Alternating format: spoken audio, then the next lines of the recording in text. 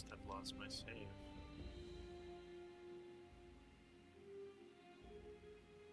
That is okay.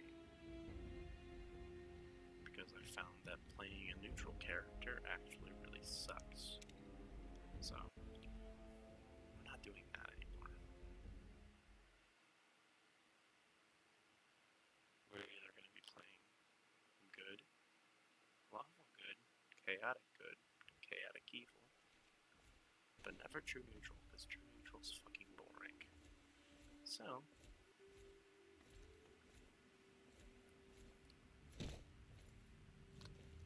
hold on, let's continue. Because, yeah.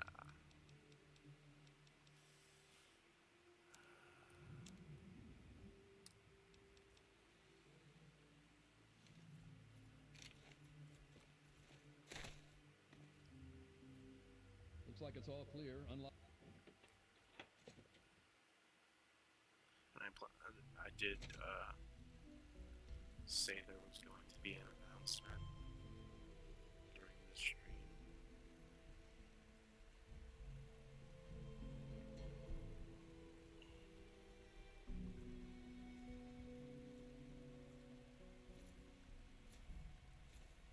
Welcome.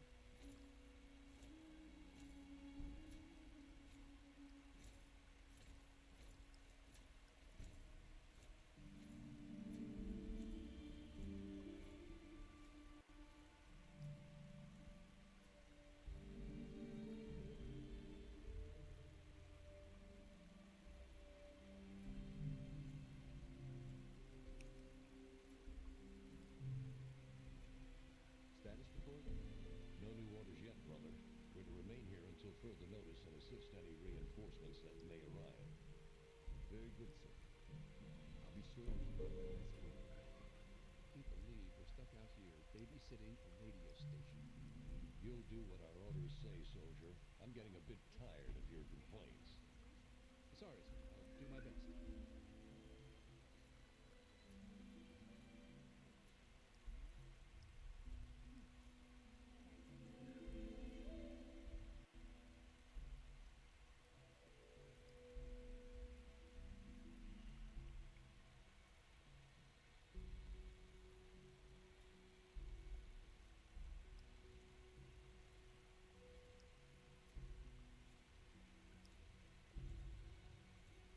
Did you see the hit I scored in that super mutant the other day?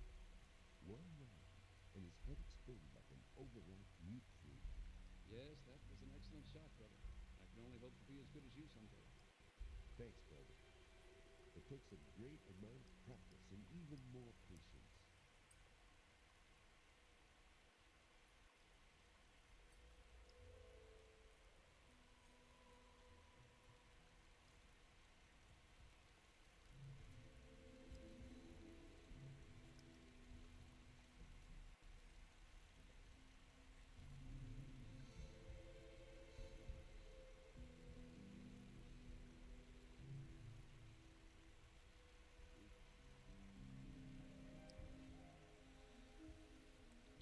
Hey, knock it off!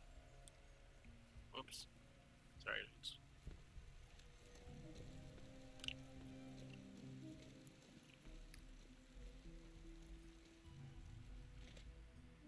I've decided this is my God playthrough.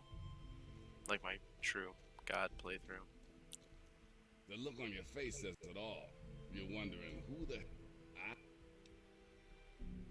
Okay. You have about 2 seconds to tell me what I want to know.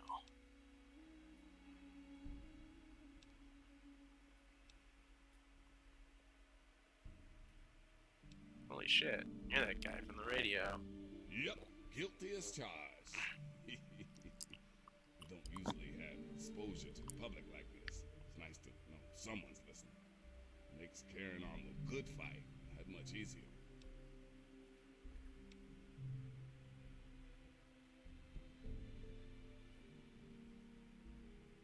Whatever you want, I'm just looking for my Hey, dad. Not everyone's cut out for bigger and better things. Sometimes the smallest... But enough of that. If it's your dad...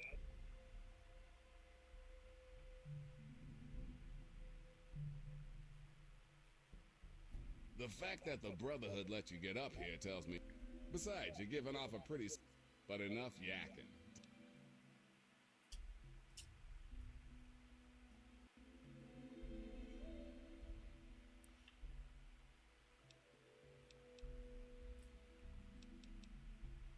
If you know anything that can help me find my dad, please just tell me. You want to find your dad. And it just so happens his location is known to yours truly. He was here with Galaxy News. We had a great conversation. He's a real stand-up guy. If you want to know more, you're gonna have to contribute to the good fight.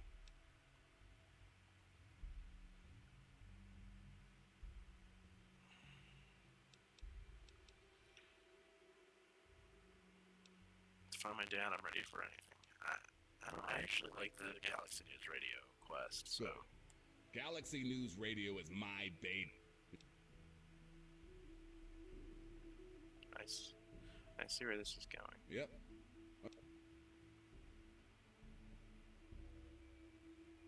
Sorry to sound risky, but I'll do anything to find my dad. It is, but there's something behind those eyes of yours that screams, I'm the one that can get shit done. Your dad had that same look in his eyes too. That's why Three Dogs helped.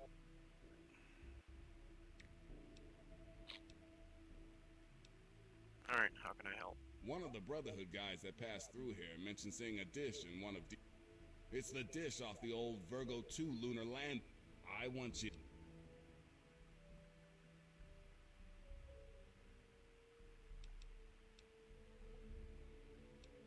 Get yourself a deal. You're gonna be the... If you need me... Okay.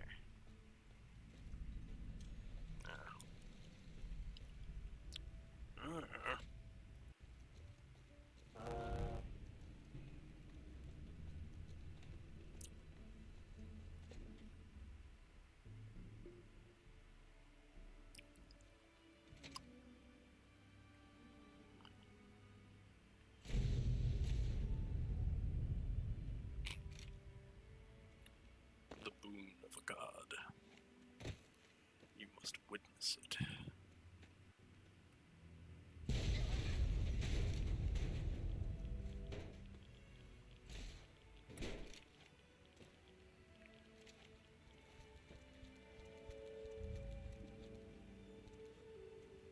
What are you doing?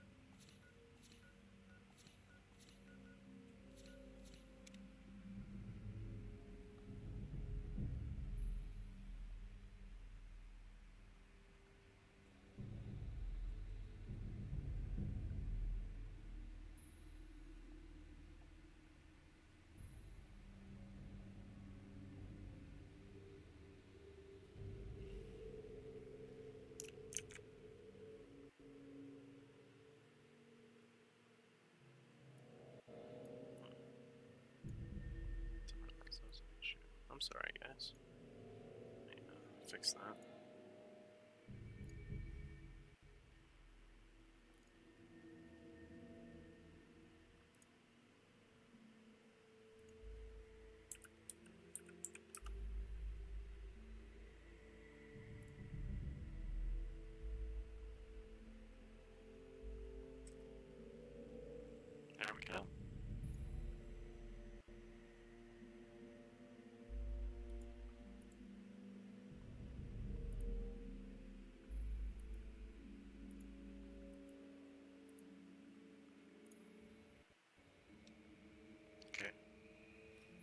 to the stream, my boys.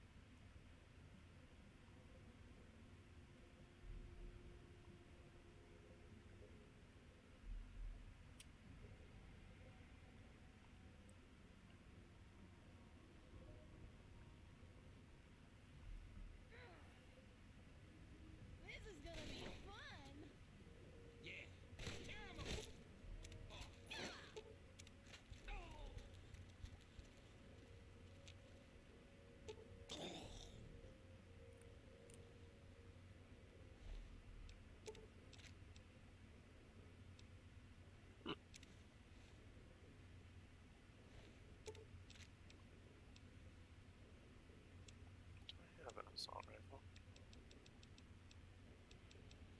I don't.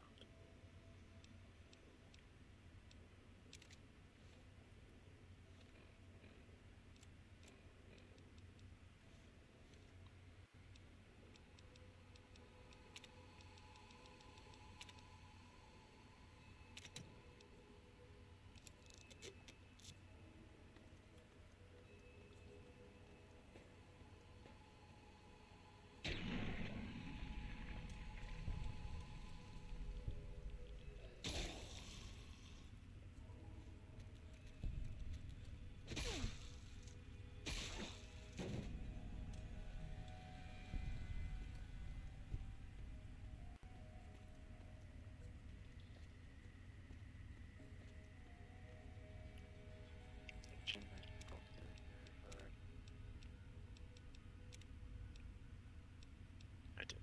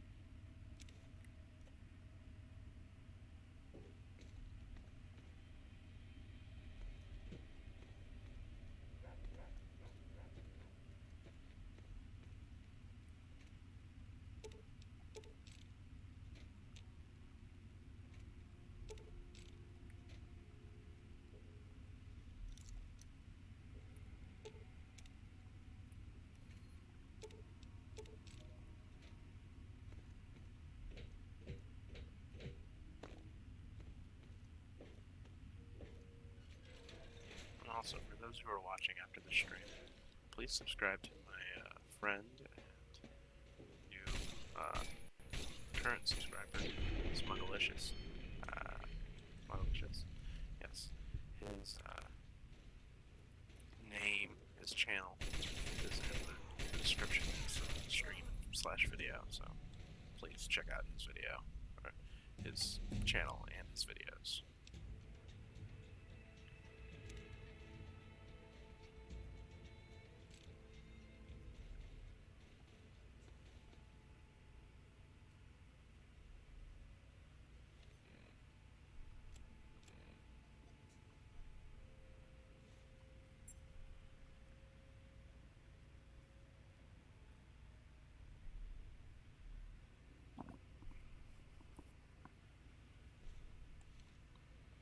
We are currently at 73 subscribers. So, I want to thank everybody for that. We're close to the goal. So, that helps.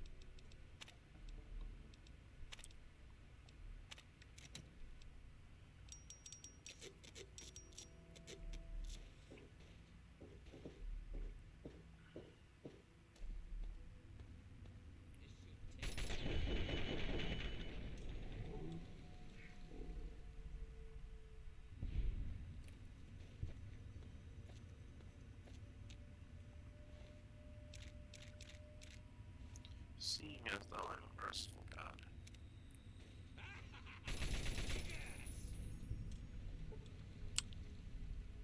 Do I have a Chinese pistol?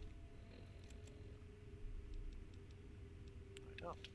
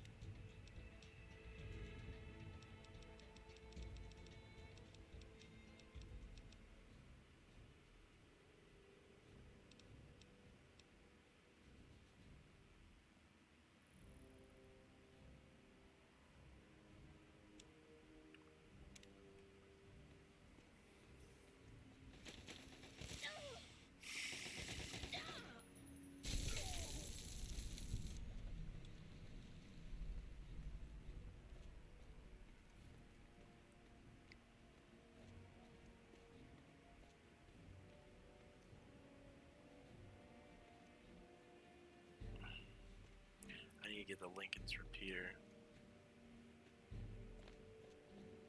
That's the good guy.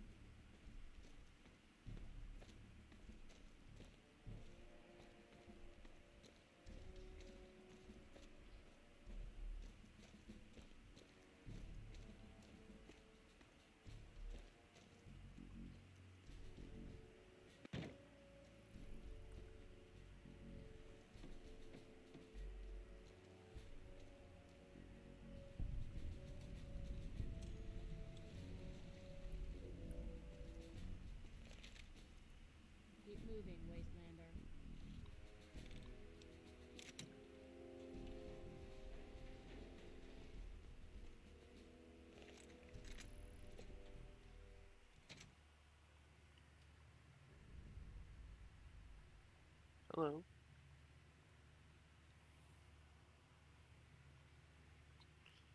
How are you today?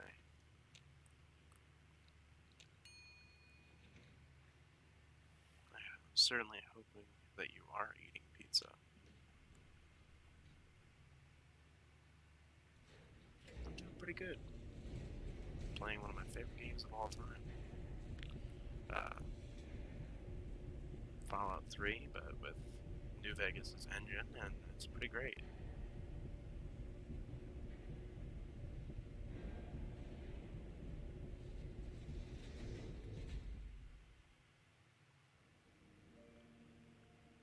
I appreciate you coming into my stream and watching for a little bit.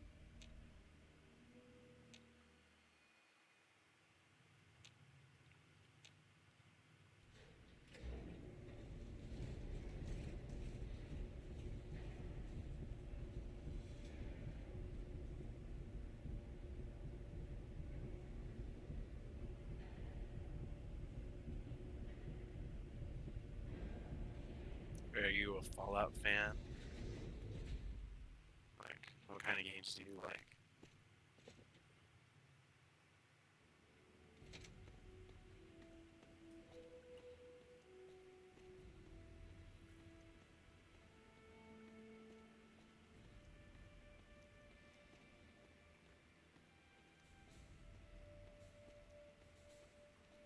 Okay. Yeah, that's great, man. Fallout has been one of my favorite games for a very long time. I even played the original Fallouts a little bit. I didn't beat them because they're really fucking hard, but they're really fun games.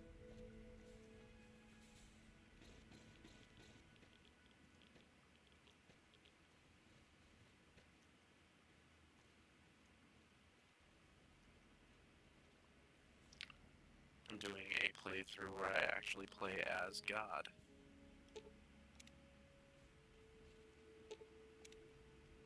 These creatures, they mean no harm. Hey. Hey, stop that, you asshole.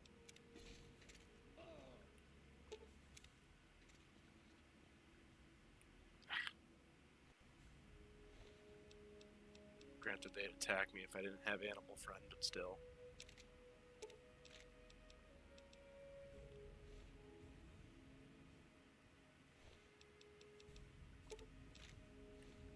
I don't know why I'm grabbing that ammo, I don't really need it. Alright. Bring that back. Nope. Unless it's a goo or a pile of ash, I can't bring it back.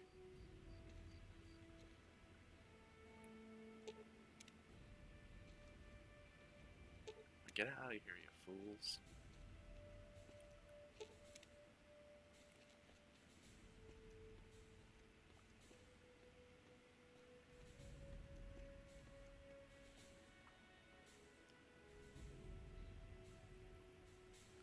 Yeah, I mean, I don't know, like, for me, Fallout 1 and 2 were never games I thought they were cool. Aesthetically, I think they're pretty cool games even now, but as a kid, I always wished that, like, there was someone out there, like a modder or someone making, like, the original Fallouts, like 1 and 2, like the stories. It's like a quest mod for, like, Fallout 3 or Fallout New Vegas and New Vegas' engine.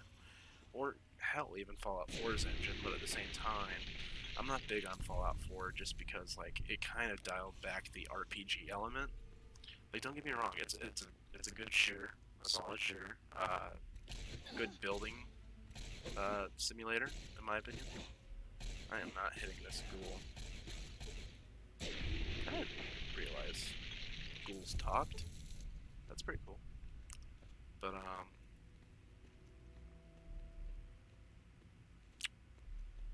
yeah, I guess,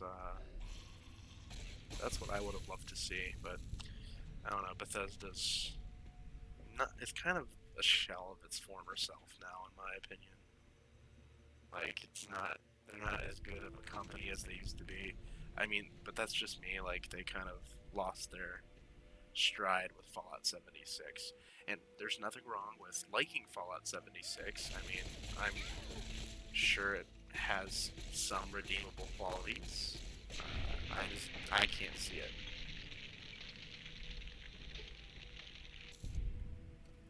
I don't have a minigun yet, I don't think. No, I do not. Well, it's time to change that. There we go. Minigun. But it's good to see someone come into my stream and really appreciate Fallout. I do all kinds of different playthroughs. The first two parts of my game was just me playing as like someone who's like kind of neutral evil, you know, doing things for himself.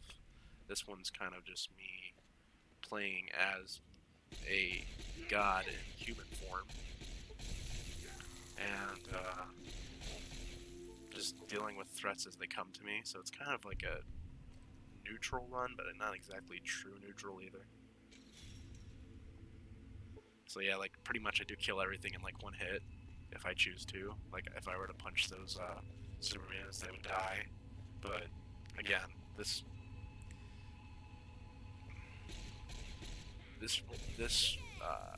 playthrough isn't necessarily meant for, you know, difficulty, for a struggle. It's more for the the role play element. And that's the thing I love about these games. Fallout 4, however, unless you extensively mod the game, the issue with that game is the fact that like it doesn't give you much as far as a background goes. Like in Fallout 3 or Fallout New Vegas, you can literally be anybody. Like a courier could be anyone.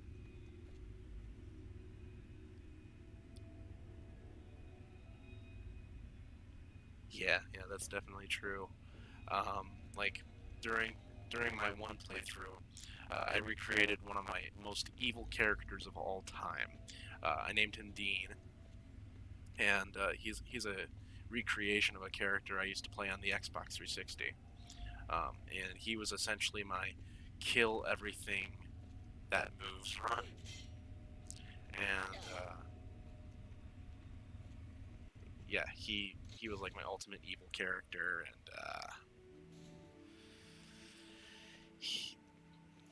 it was exciting to just go into Megaton and kill the whole town. But it was difficult because I tried to do that at like level 8, which it's doable, but you have to like pretty much just camp out in one building and just let them come at you.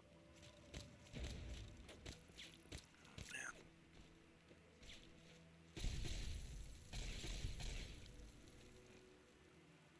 So, yeah. Real big fan of Fallout, always have been. I really wish Bethesda hadn't screwed Obsidian though the way they did, but you know, it is what it is. It's sad, but people get screwed over all the time as far as the video game industry goes.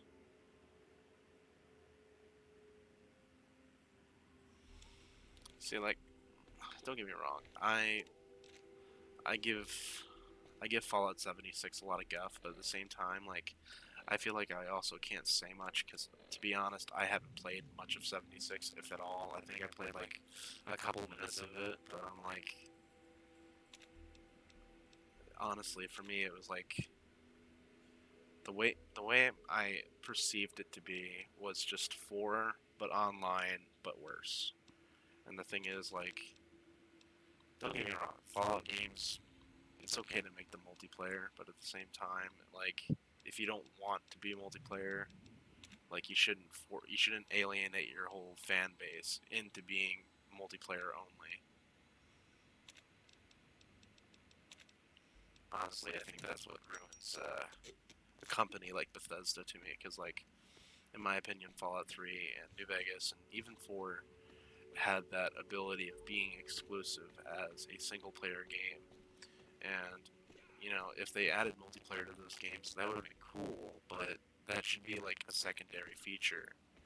Kind of like, you know, with Rockstar, and where they do their campaign and all that. They do their story. Like, that's fine, but I don't know. I don't know much about the video game industry.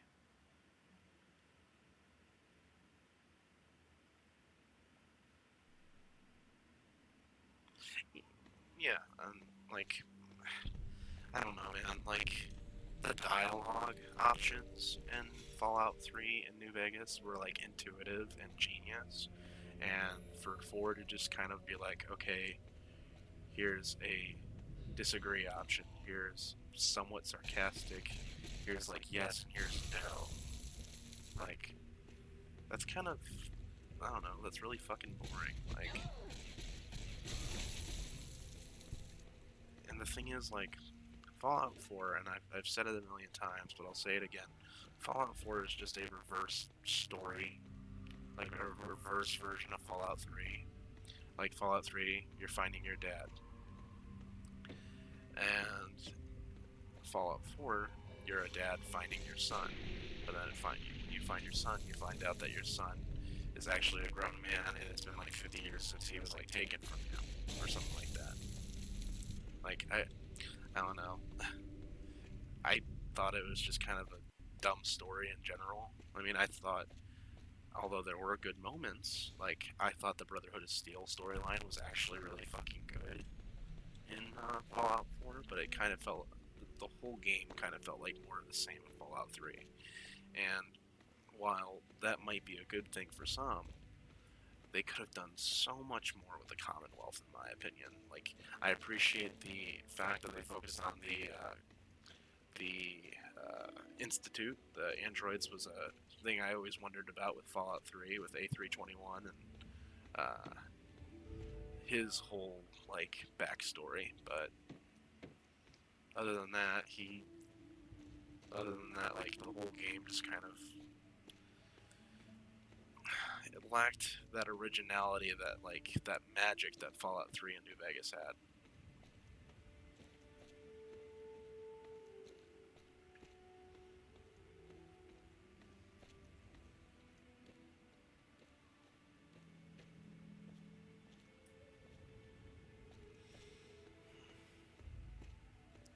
See, like, unfortunately, I only know so much about the lore as far as Fallout goes, but, like,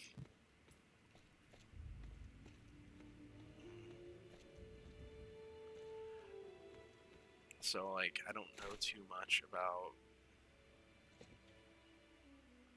like, what's going on in the world, but, I don't know how to, like, I don't know where my thought process was going with that, but,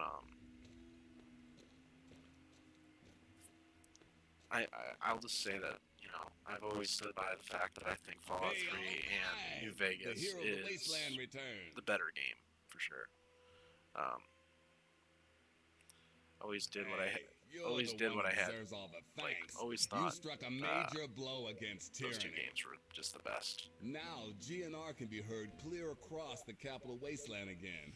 That'll give Eden and those muties something to think about. And the thing is, like, I get back to my call, I played for you Fallout wanna hear 4 about in your its dad. entirety, like, through its story. I think, like, 3 times, I think, and then I just got sick of it. Because, Whoa, like, now, when he mentioned something, he also said something. okay. Okay. Done with him. So, yeah. Like I said, part of what makes a game good for me and part of what makes a story good is if it's engaging. And while Fallout 4 was engaging for the time that I played it, after a while, the only thing that really engaged me into Fallout 4's storyline was, or not storyline, but its gameplay was building things. Like, also, I think it's time for a little entertainment. Go at it, big guy.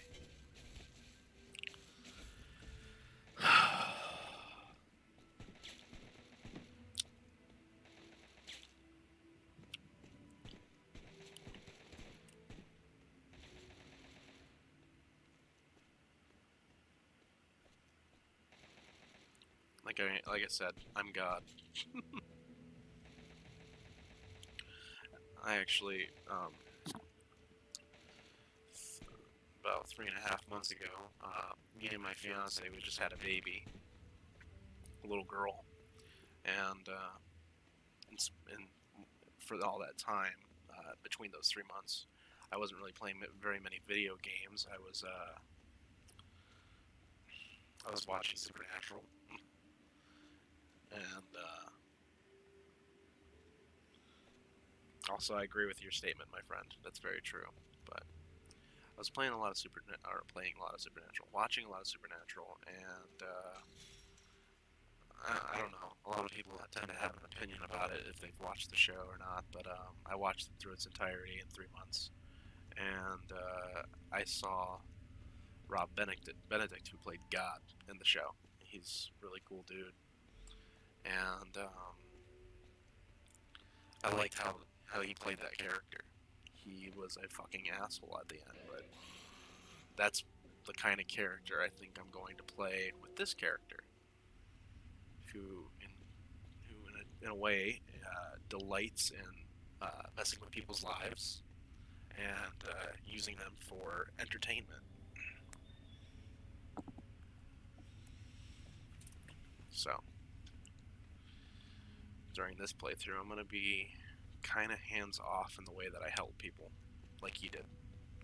Where, like, you know, I kind of push people in that direction. That's the kind of playthrough I'm going to have. Because, like, most of my playthroughs, Fallout New Vegas, normally I go for an independent ending, where, you know, you take control of Vegas with Yes Man. But, this one I'm just going to see what happens naturally, like whatever thought comes to me first, whether, like, I'm going to try to work every angle and see who gets closer to taking over New Vegas first. I think it probably will end up being House, though. But, you know, I'm not quite there yet. I'm playing through Fallout 3 first. But, I'm also, to make my gameplay a little more engaging, at least for me, unless I'm trying to get somewhere, like, really fast, I'm going to try to limit the amount of fast travel that I use during this playthrough. So, something to consider. So I apologize if my gameplay gets boring at all. It's just how this game is sometimes, you know. There isn't always, like, an exciting moment. Sometimes just moving from one place to another. But back to your point that you made, Fallout 4 was a non-serious world trying to be serious. And that's something that I feel like should be kind of heard in the general consensus of the community. I know a lot of people do like Fallout 4 at the same time, but I will say that 100% I do agree with that, because there's so many, like, ideas that Fallout 4 kind of, like, took from, and it kind of, like, hit me differently when I realized that in some ways it combined some familiarity for me, because, like, that's why I kind of welcomed Fallout 4 when it was first coming out, because, like, yeah, it was a new Fallout game, but also, like, for me, I'd seen a lot of this gameplay before, like building houses and building buildings and all that fun stuff. You know, we were starting to see that in games like Minecraft and Fortnite and all that. You know, we were seeing that, and then, like, some of the wackiness of Fallout 4 also kind of weirdly reminded me of Saints Row the Third. I don't really get that, but I guess Saints Row the Third had a lot more of a pop cultural impact on the gaming industry than I thought it did. Even though it's not my favorite Saints Row game, but, you know, like, ooh, I do not have one of those yet. But,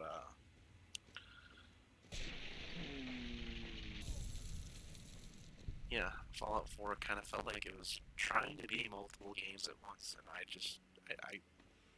I liked it for what it was at the time when I played it the first couple times that I did. And I will say, the one of the biggest praises I could give Fallout 4 is Good to see. I'm going to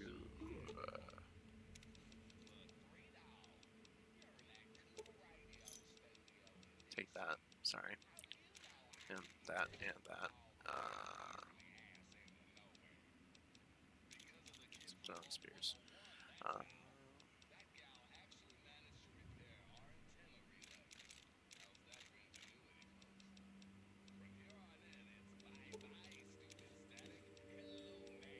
didn't see that. Thanks.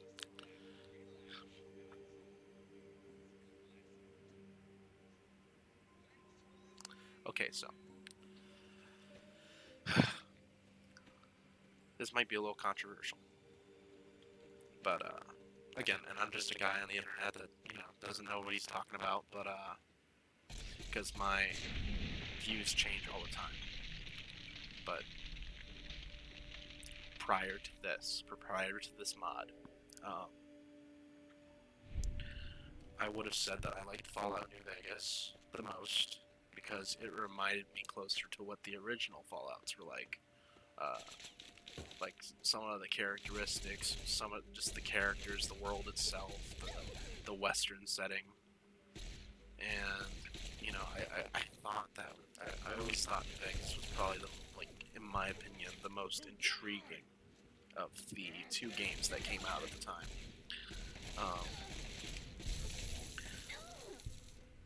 But with this mod, the Tale of Two Wastelands mod, the combination of both Fallout 3 and Fallout New Vegas, you get two of the best games of their time, and you get Fallout 3, which is already a great game, mind you, the Fallout New Vegas engine, which is still pretty much the same thing as the Fallout 3 engine with a few differences. You give it that engine, and these two games, they work in harmony, and ultimately it makes them one whole game by itself. And that's why I would say that with this mod, it makes Fallout 3 and New Vegas equal, in my opinion. They are on the same level of equality as as everybody argues against them, but Fallout 3 and New Vegas are great games, and they're better than 4 and 76, but at the same time, those are two different games in their own rights as well. But if I had to pick one, New Vegas is overall best for immersion. There is no, it's all morally gray, there's no clear sense of good and evil. With Fallout 3, there's a clear sense of what's good and what's evil in this game. But with New Vegas, yeah, you can be good or evil, but everybody has their reasoning for why they're doing things.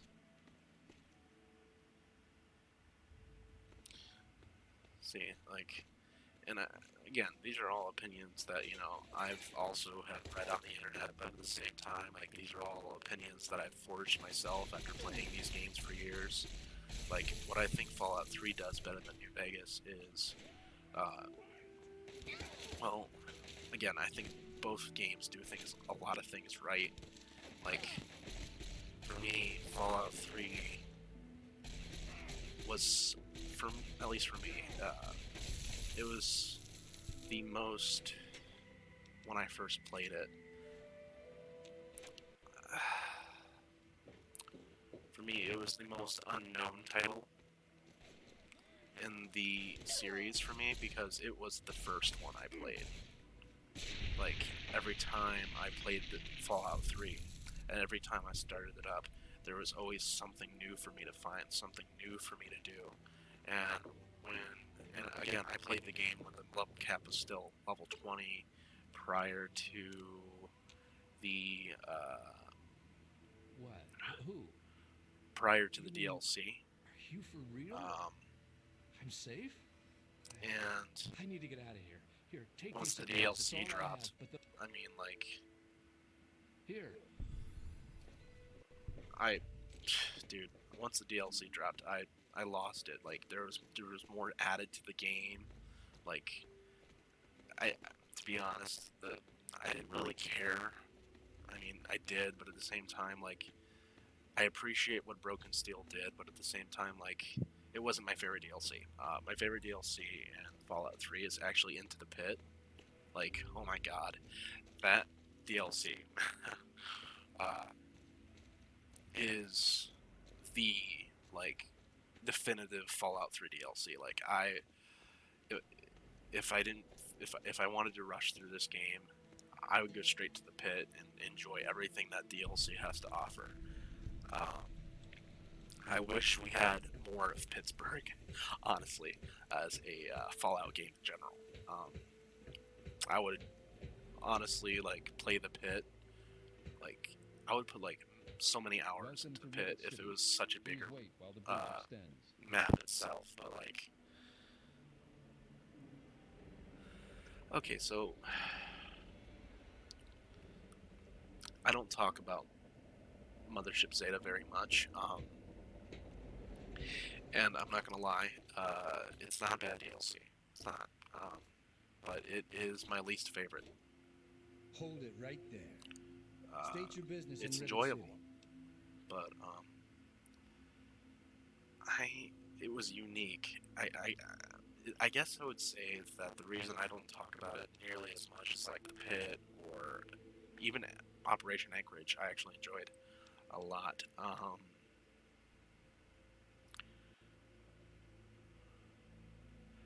I would say that I don't remember Zeta nearly as much as like the Pit or Operation Anchorage or even Broken Steel.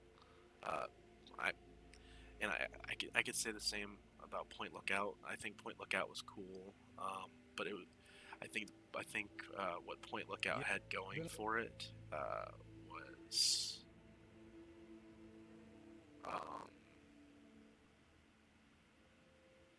its atmosphere.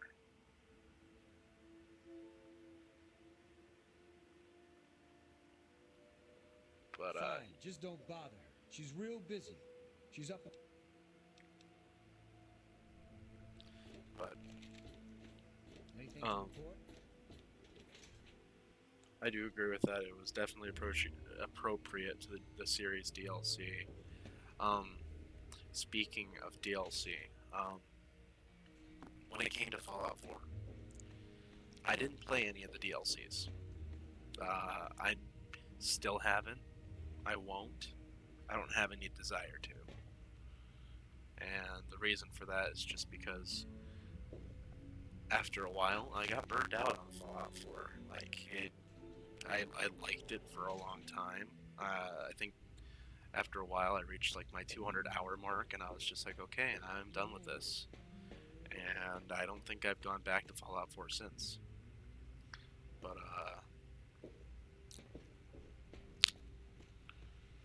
phew. Didn't play any of the DLCs. I've had people tell me that the DLC for Fallout 4 was pretty good, but as far as Fallout 4's DLC goes, didn't play any of it. Now,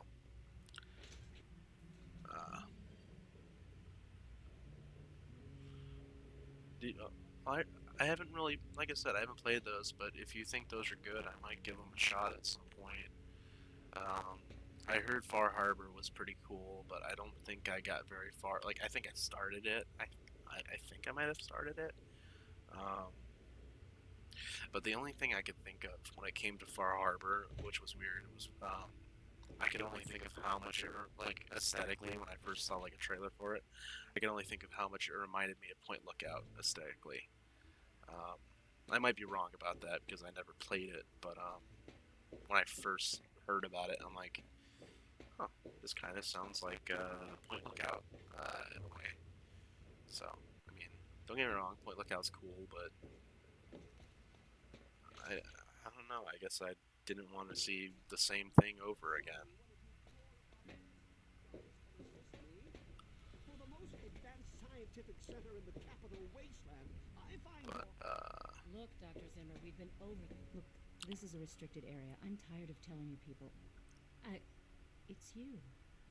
My heavens, you look so much like I him. was actually You're just James's about to daughter, get aren't to you? that. What are you doing here? My favorite actually is the same as yours. Dead Money is a fucking awesome DLC.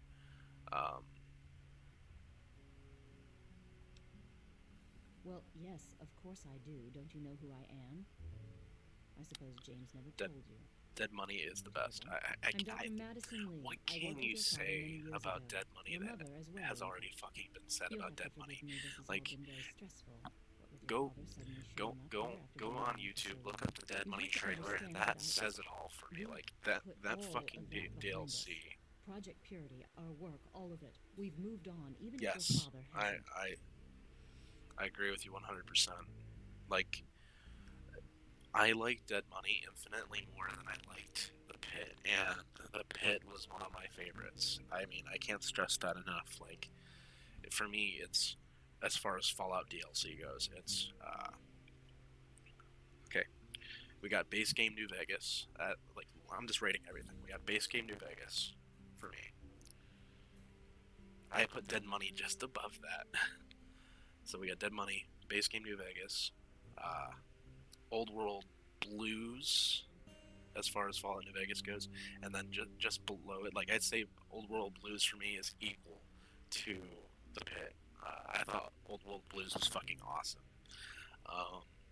Honest Hearts, I think I was pretty mixed about that the first time I played it, but I appreciate, the thing that I appreciated about Honest Hearts was, all of the love that went into that particular DLC, like everything that it was trying to do, and bringing in Joshua Graham, seeing him for the first time was pretty fucking cool.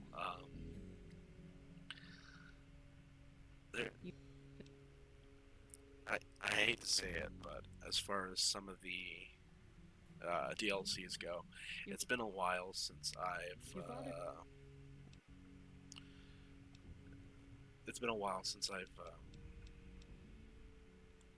played them. We don't know about your runaway robot, and we don't care.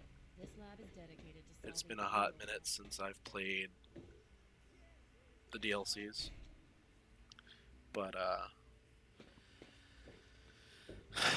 if I'm not sure if I want. I'm not gonna lie, I'm not sure if I want to play the DLCs as this particular character, because, like, when it comes to Dead Money, when I think about Dead Money, that's the DLC I want to play when I want to immerse myself fully, you know? When you're playing as a god character, you kind of break immersion. Like, I'm trying to, with this character, be kind of partial to, like, everybody's struggles but my own, because obviously when you're a god you don't fucking struggle at all. But if I'm playing Dead Money, when I think about Dead Money, it's a situation that happens to the courier personally, and while you have all these other people that you meet that you have to deal with to survive, I guess the idea of being a god kind of breaks the immersion of being a god for me. But the thing is, I'm breaking up my character arcs into, like, different seasons. So, like, I'm breaking it up into an anthology. So, like, this character's Kari. She was another original character from my Xbox 360 days. She was a true neutral character, and trust me, it is very hard to be fucking neutral in Fallout 3.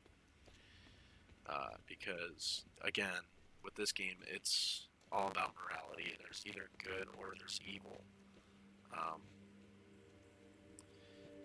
my concept back then of being true neutral was, well, if I kill a good guy, then I gotta kill a bad guy, so it evens out and there's neutrality. But that isn't how being neutral works, at least in my opinion. Committing to neutrality is basically, okay, so in this playthrough I'm playing as a god. Actually, being bad at Fallout 3 is, I mean, it can be difficult to be bad in Fallout 3, but it can also be pretty fucking easy if you blow up Megaton. Because, like, it just depends on who you are as a person, like, what you would do in your character's shoes. Like, the first ever playthrough I ever did of Fallout 3, because, you know, I didn't know what I was getting myself into. I put myself into my character. You know, I let me be my character. Like, how I would handle things if I was in this situation. And trust me, I think I immersed myself pretty fucking hard. Because, like,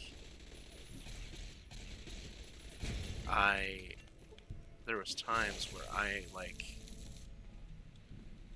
was really fucking attached to, like, what was going on, and, like, when James dies in Fallout 3, I was fucking livid, because, like, I love Liam Neeson, he's a cool actor, I like his character in this, and, you know, I was upset for my character, because that was my character's dad. Like, sure, James wasn't the best dad, he was about as good of a dad as John Winchester in Supernatural, but he did his best, and that's really what parenting is. Like, it's hard to be a parent in such a trying time, especially in a world that's gone to shit. So, like, I don't know, man, like, it's hard to be a parent in general, like, and I'm still learning how to be a parent, so, like, seeing these parents in media, pop culture, I kind of understand it, you know. With James in Fallout 3, I remember when the character died, and I was just really upset. I think I even cried when he died because I felt bad that, like, the character had done everything that he did just for, you know, him to sacrifice himself to save his son, which was fitting, or son or daughter, doesn't matter who you play as. But I was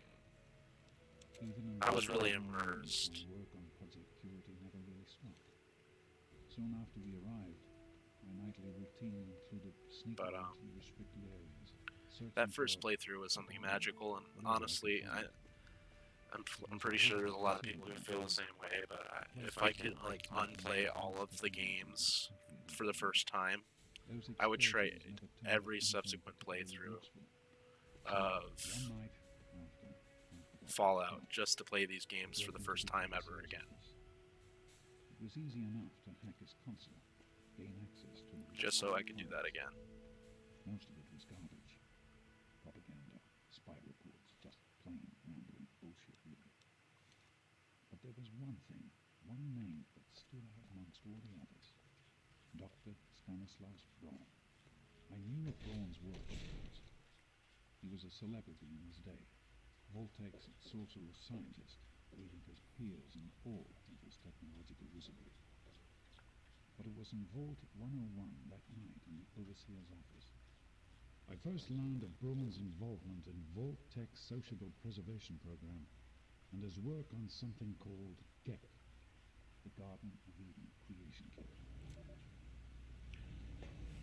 Yeah, and, you know, that's the thing, like, To be honest, the GEC sounded like the thing about James in this was the fact that, like, it was nothing short of a miracle. he was an enjoyable character, and I think that's because of Liam Neeson.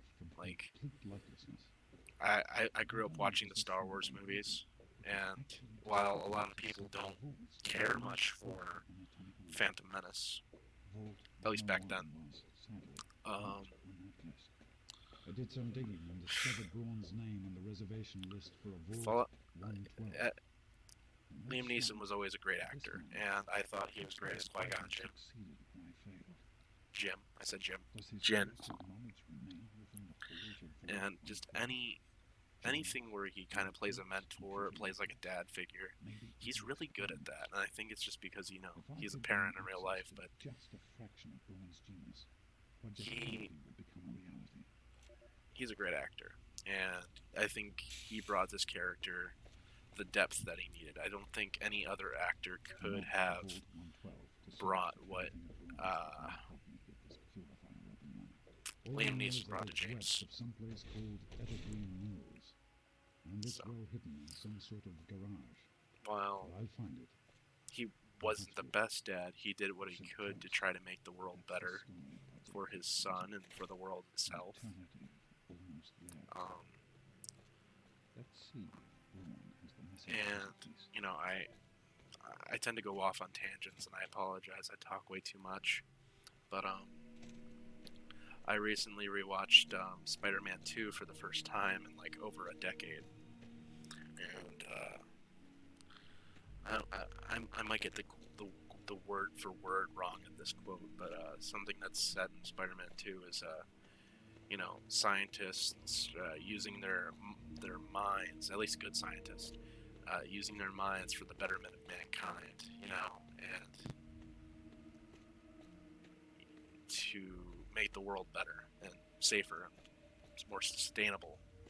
And while this world's already been destroyed by nuclear fire and war, I think James personifies that quote pretty fucking well, honestly. Because honestly, I think the best thing about the whole Broken Steel DLC and playing a post Project Purity Fallout 3 is knowing that the water is no longer irradiated. If you know choose not to like if you choose not to contaminate the water for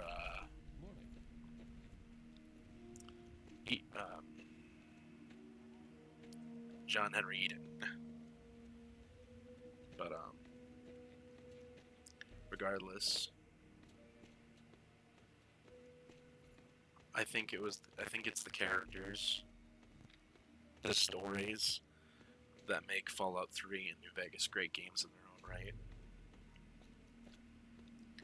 And I think the only one thing that Fallout 4 really does better than yes, he was a great character, and I'll get to like the Enclave and all of that in a minute, but the thing that Fallout 4 does better than Fallout 3 and New Vegas, at least in my opinion, is... Where the hell am I going? Okay, so... Smith Casey's Garage. Okay, I think the one thing Fallout 4 did better than New Vegas and 3 was the companions that you can get, because like they really went all out with the writing for the companion characters that you can have. Like Nick Valentine, oh, great character. Like they really did his character really well. The fact that they brought back McCready from Fallout 3, like, yeah, McCready was an annoying fucking kid in Fallout 3, but like, at the same time, he was engaging and extremely fucking interesting in Fallout 4. I'm sure there's other characters I'm missing out on here, but from my experience playing Fallout 4, I didn't get every single companion in Fallout 4, so I apologize if your favorite companion's not on my like list of favorite companions, but I thought Piper was cool. I thought she was pretty interesting. I thought she was engaging. But my main point for Fallout 4's companions is that they were definitely more engaging than Fallout 3's companions. New Vegas was a little better than Fallout 3's companions, but at the same time, like, they didn't take it to that step further that Fallout 4 did, at least.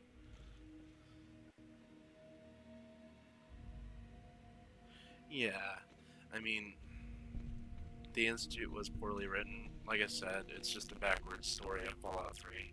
Because if you remember, Dr. Lee even shows up in Fallout 4. But get but despite that, I do agree 4 was just a fucking mess. But Well, now, if it isn't the little saint from the vault, we've been. What? You think you can walk? well, what are you waiting for? I love it when they go.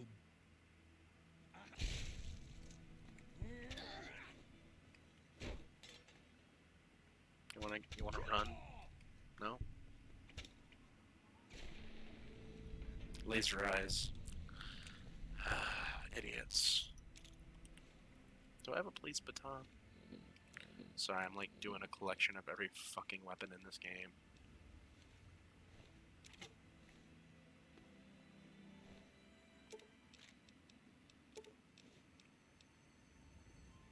Pulse grenade, nice.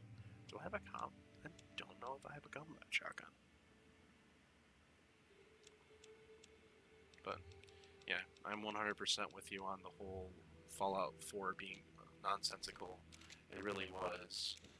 But I still stand by the whole, you know, companion thing, just because, like, it really did make that part of the game really enjoyable and interesting, and, in my opinion, even memorable. Because that's what we want, you know. We want to look back on video games and remember them fondly. That's why games like Fallout, for me, Fallout 3 is still getting played all the time, and it's, quite frankly, like, the reason I do so many things the way I do, like, outside of playing video games and outside of, like, doing YouTube and all that. I enjoy writing. I'm not the best at it, but I do enjoy writing. I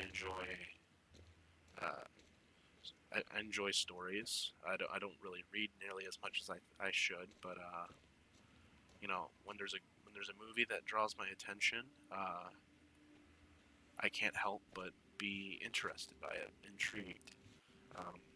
Like video games and movies and TV shows, while like hardcore people who like literature, like reading books and whatnot, they might disagree, but movies and video games and all that, they're literature too.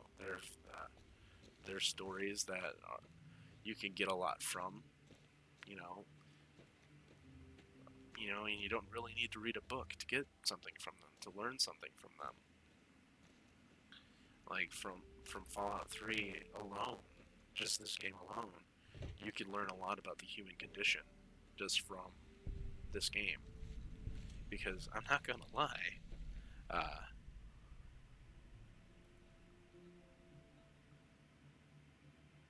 yeah, I always wondered, like, why didn't they flesh out the Talon Company a little bit? Like, check this out. Boys and girls, we got ourselves another holier-than-thou white knight that needs putting down. Here are the details. Named Kari, race Caucasian, sex female. The bounty is around 1,000 caps this time around, and for a change of pace, they want the head this time. Good hunting. Who is they? Like, it'd be cool to find out, but, you know, I mean, I know there's got to be some lore in this world about the Talon Company, but I don't think I've ever found it. I mean, this world's big enough that you should be able to find something out about them, but I don't know. But, I wasn't really trying to be a good person. Did I blow up Megaton? No, actually, because I was trying to be neutral originally, I decided not to mess with the bomb, or fix the bomb, or mess with it, because originally Kari wouldn't have even messed with either. She would have just asked where her dad was and left. I approaching Megaton? I guess I've never approached it from this angle. Weird. But anyways, I will say one of the positives, I mean, at least for me, I have so many memories of Megaton alone in this game.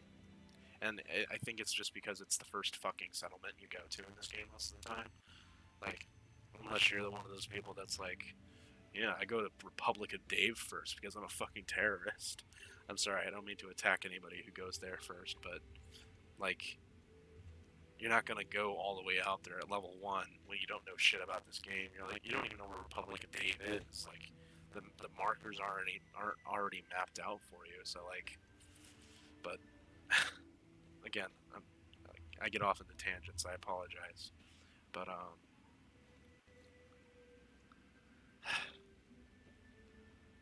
Megaton has always been like one of my favorite settlements in Fallout 3, just because like I like the characters in there. There's so much to do in Megaton just starting out. I think there's like 5 or 6, maybe even like 7 quests that you could do there. And I like Moira. I always thought she was cool. I like the Wasteland Survival Guide one because you could totally do it really, really good. Like, it could be a really, really good survival guide, or you could totally fuck it up and you can get Three Dog to say like one of his funniest lines in the entire game, in my opinion. And he's like, "Don't read this book, children. It'll get you killed faster than you can say hug a deathclaw." And I'm like, that fucking line kills me every single time. Like I said, it's the actors that do it for me, but like, damn.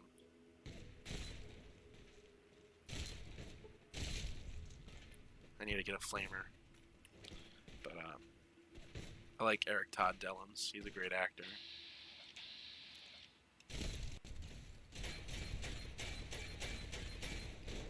But while Fallout 3 had a lot of, you know,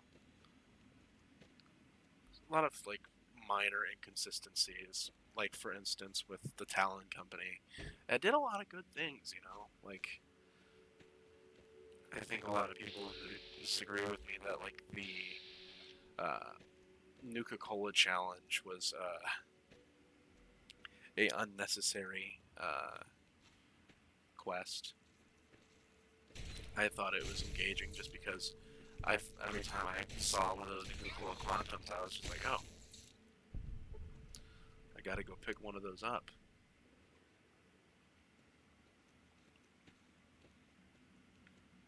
I always thought that. I always thought that was kind of cool, though. I guess my favorite, like, Fallout 3. I'm playing these games again to like remind myself why I love these games to begin with, because Fallout 4 and the gameplay I've seen of 76 almost made me forget why I loved these games.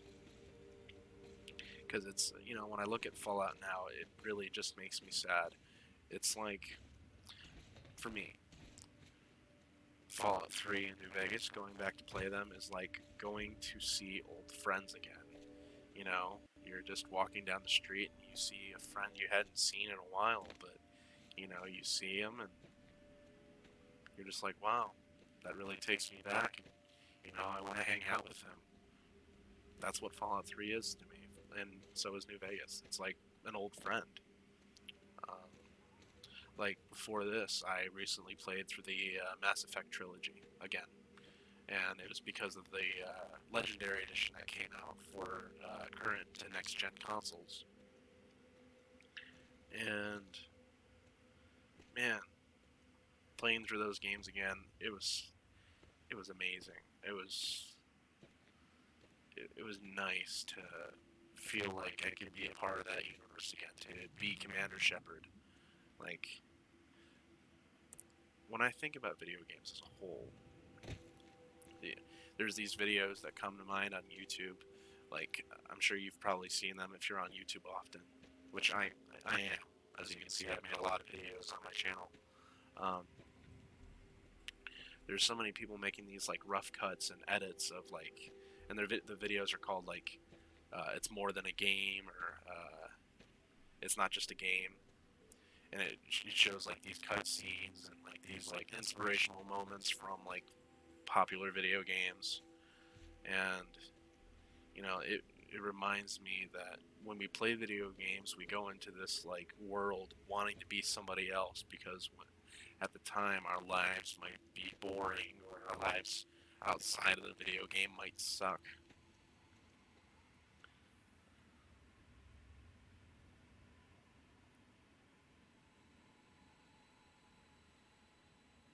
'76 is a fucking disaster. Microtransaction, Green Forces 20 years after war is kind of a Far Cry New Dawn with a Fallout skin on it. Ugh. Those words alone make me ever cringe at the idea of playing Fallout 76. But it's good to know that, you know, there's people who play that game and they're able to form their own opinions on it. Like, part of me wants to do that, but at the same time, there's such a general consensus that hates Fallout 76. Like, I've always been the type of person where I find a way to form my own consensus about a game, like, or a movie, or a TV show, or even books if I do read. But man, the general consensus on 76 was just god awful. Like, I couldn't force myself to play it, even if it was free. And it's not, but that's the thing about certain video games. Like, I try my best to just form my opinions on everything. I try not to let the media change my views so quickly. No, I agree. We should not reward companies for putting out a less than stable product. And, you know, the game, I don't even think the game now is a stable product. Like, I don't understand how they think, yes, let's put the name Fallout next to it, you know, and everybody will fucking suck our dicks for it. Probably gonna get fucking demonetized for saying that, but at the same time, I don't really care. I don't have any other reason for my channel right now other than, you know, creating engaging content, and, you know, that's what I'm here for. Bethesda, like I said, is a shell of its former self, and Starfield, Elder Scrolls 6, we have to be very careful when it comes to the yikes. Yeah, and I'm a part of a lot of subreddits right now, but you know, we gotta be able to stand up against the businesses that create these games, these corporate. Welcome to Vault 1. Get the fuck out of my way, dude. Take a seat and But Tranquility Lounger. Thank you. we just got to be able to stand up against these idiots and tell them that, like, hey, we're not your fucking monkeys to test out your product. You have game testers. You have a quality assurance team. You need to be able to make a quality original product, something that people will want to be a part of, not the fucking garbage that you call Fallout 76. Like, Fallout 4 was an okay game. I think generally when the game first came out, everybody was like excited, but after the shock wore off, and after everything about that game wore off,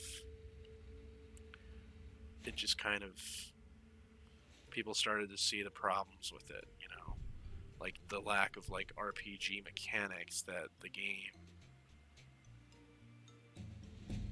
Oh my gosh, I actually look like the little girl that Braun is. But anyways,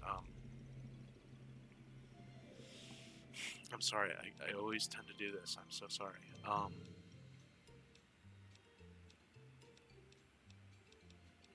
Give me 1 second here. I don't really care about, well, actually, no. I really don't need most of this stuff. Packer? I don't need that either. I guess quick, no. Terrifying presence, that's the one.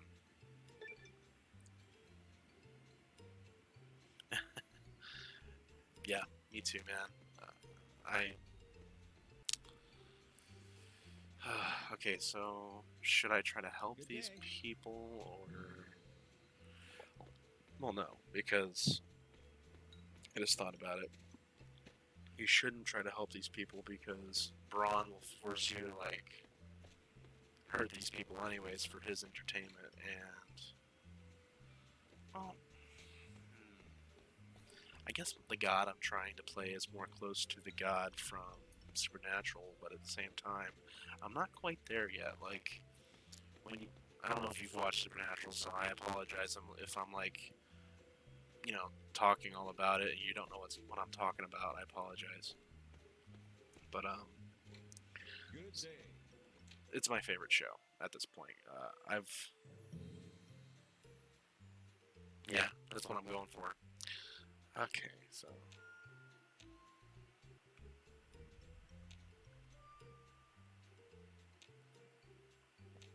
Come on, damn it.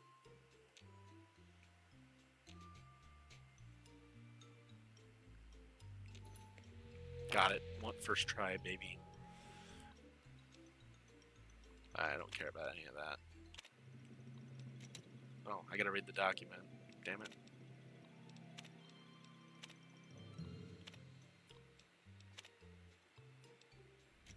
Okay, there we go. I don't understand how this gives me good karma, though. Like, these people are dying. Do you realize what you've done? You've triggered the failsafe, ruined everything. The subjects will die, and I'll be stuck here in this hell alone. You ruined everything! Everything!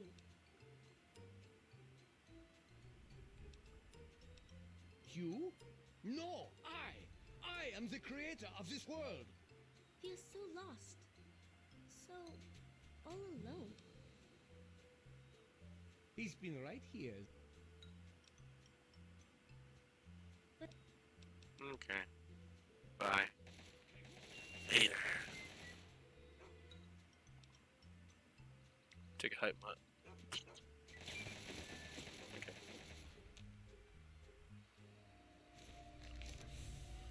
There we go.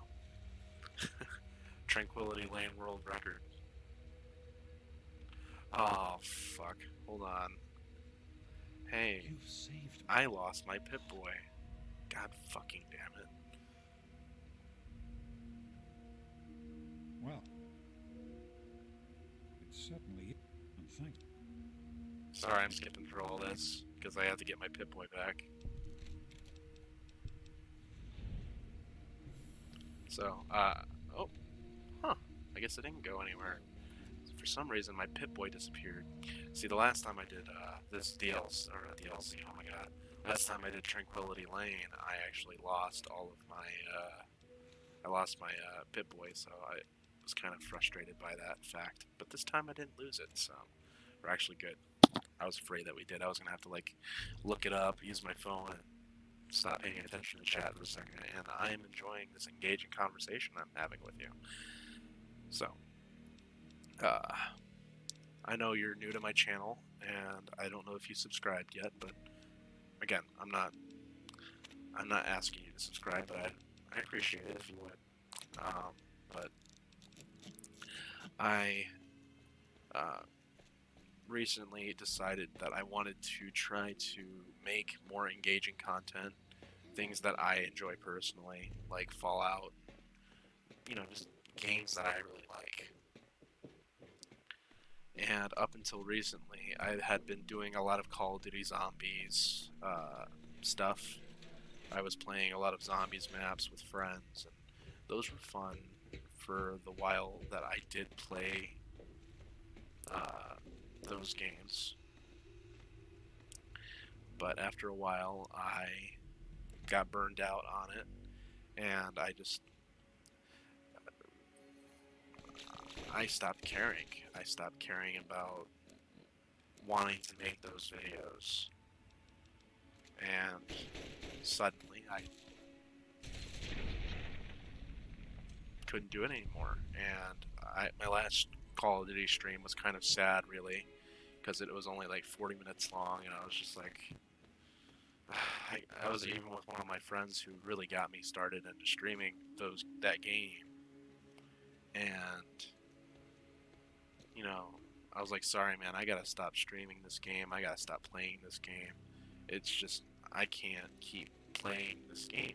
It doesn't engage me in the same way that it used to. And I decided that I'm not going to be doing Call of Duty Zombies on this channel anymore. And if I do, it might be with somebody who wants to like collaborate a Call of Duty Zombies map with me. That's fine. But other than that, like for my personal play, I won't be playing it by myself. Well, just zombies in general. Like, I love World at War, but like Black Ops 3 Zombies, because I think Black Ops 3 Zombies was my favorite version of that game to date, just because of all the maps that you can play on it. But World at War Zombies is definitely enjoyable. I mean, I'm just talking about zombies in general, like, you know, Call of Duty wise. Like, I'm not gonna get Vanguard when it comes out. I'm gonna see what people think of it, but like, I played Cold War, I have Cold War, and I think that zombies is cool in it, and it takes a good approach for those who weren't exactly casual players during the Black Ops 3, Black Ops 2 zombie days, even Black Ops 1, but like, I guess I don't really care for the casual approach that Cold War went for, because like it's cool that they wanted to do that for people who were new to those games, but after a while I got burned out on like the new mode, I think Outbreak it was called, and I played the hell out of it. I thought it was cool at the time, but at the same time it lost its appeal for me real quick because I was playing nothing but that for a long time, and I got burned out quick, and that's what happens, man. Just burn out.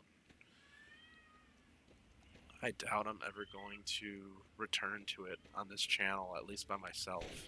If it's with somebody else, sure. Also, I'm about to go off on another tangent, but relating back to Fallout. Do you know what enemy I hate more than anything in this fucking franchise? It's these little motherfuckers. I hate rad scorpions so much. And it gets worse because I hate all of them, every single one of them. But what I hate mostly, and again, I wish there was like a quest mod or a quest in general where you just destroy the lab they were brought up in, because these fucking parasites shouldn't exist. Like, every time I see a rad scorpion, it makes my fucking skin crawl. And if that's what they were aiming for, good job for them. They made easily one of the most terrifying creatures in the game for me. But with Fallout 3, Broken Seal, they made it worse. They made the albino rad scorpion. And this thing, again, as I'm sure you know, is just a giant rad scorpion that's like a yellowish white, but jacked up on steroids and meth, in my opinion. And you know, I agree with you. I think mirelurks are pretty creepy. You know, the noises they make. But at the same time, like, they can make me like jump out of my skin a little bit.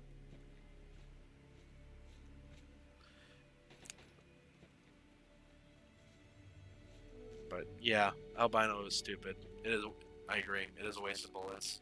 I can tell you that during one of my subsequent playthroughs, I think I broke a combat shotgun, like a fully like functional combat shotgun, like one that had like its full like condition at 100%. I think I broke one just killing 2 albino rad scorpions. It pissed me the fuck off. But not only that, okay, I'm a bit of a wuss when it comes to these kind of creatures. Like, okay, growing up, one of my favorite games was Resident Evil 5, and there's in chapter 3-1, halfway through the game, somewhat, you deal with crocodiles. I was scared of them, like fucking terrified. I couldn't even get past the game because I was scared of them, and I was scared of them for a while. You know, I didn't even consider the fact that I could just run past them. I just thought no matter what, they were always going to get me. That's how I felt about the albino red scorpions for a very long time, even up until recently, because they're terrifying to look at. They are fucking scary. Like, I thought red scorpions before were scary, but then they've made this thing have red eyes, 1,500 fucking health points, and it can kill you pretty fucking quickly if you don't know how to, like, break its limbs. So it's like a waste of... It's always scared the fucking shit out of me. What the fuck are you doing, James? But, again, I was always a bit of a wuss when it came to certain enemies. I think it was part of the reason why I couldn't play certain games. Like, I always had, like, these, like, irrational fears of giant fans in video games. So, like, I grew up playing Conquer, and there's a moment where, like, you have to, like, swim through fans, and if you don't, you get cut in half. Like, I don't know, man. Things about that always, like, freaked me out. Like, I was always afraid of those things. Like, I know that, like, there's no reason to be scared of things that don't exist, but, like, I don't know, man. Like, I am scared of these things, because, like, I always have that thought process, and, like, what if these fucking things really existed in real life? Like, can you imagine a fucking giant scorpion coming at you, dude? My soul would leave my body before that thing even got close to me. Okay, I don't know what's taking this fucking old man so long to get over here, but...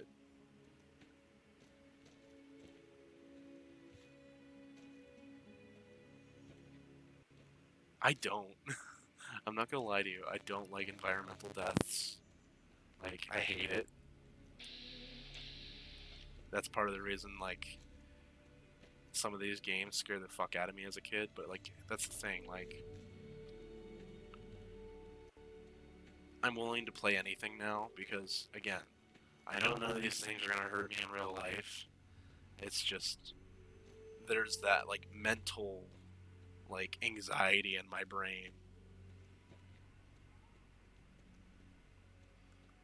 I'm just like, what if these things happened in real life? Like, what the fuck? I mean, I know how fucking dumb that sounds, but at the same time, I'm like...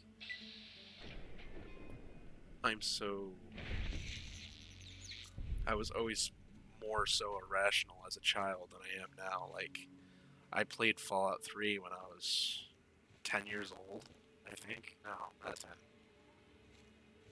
11? Yeah, I think I was 11 years old the first time I played Fallout 3, and I think I was like 12 or... No, I was 12 when I played Fallout 3 the first time. I think I was 13 when I played the Broken Steel DLC. And the first time I saw the fucking albino rad scorpion, I didn't save my game, dude. I fucking turned my Xbox off. Like, I was fucking petrified when I saw the albino red scorpion the first time. Like, and not only that, I didn't have any companions with me because I was doing a playthrough where I didn't have companions with me. So like, I didn't have Fox or like Sharon as a goddamn safety net. But at the same time, like, I've seen how fast that rad scorpion can kill my friends. So I was just like, what's the point, you know? But yeah, I'm sorry, I had to go off on a tangent about like my childhood fears. Like, I know, like I said, my irrationalities have always been something that's been kind of like,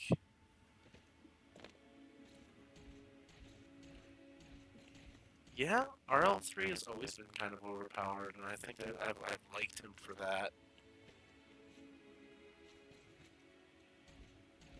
Although, I'm not gonna lie to you, man, Fox is a fucking G. Like, he's my dude. If I'm a good guy, he's the guy I go to. Fuck Star Paladin Cross. I'm not a fan of that chick. She's probably like, she has the most boring. I don't know.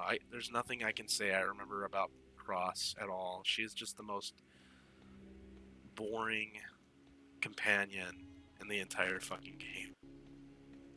Sharon's a good character. I enjoyed Sharon. I think he's just enjoyable. I think he's just so much fun. What in the goddamn?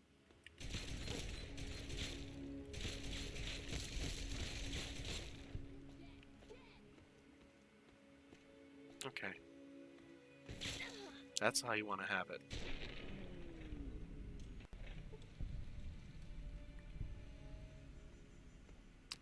But I don't know if you could relate to me at all on any of that stuff I was talking about. Like, and the thing is, a lot of people found Deathclaws terrifying. But, and yes, they move really fucking fast, but if you do see them, you can see them coming pretty quickly. Like, the first time I ever dealt with an albino rad scorpion, it was about like 2 inches from my face because I didn't hear it past the music playing on the radio. I don't think Deathclaws are scary. I think the fact that they can be overwhelming to fight is what makes them intimidating during battle. But once you get the right gear and the right guns to fight them, they're not a problem at all. And I will say, the Deathclaw Gauntlet,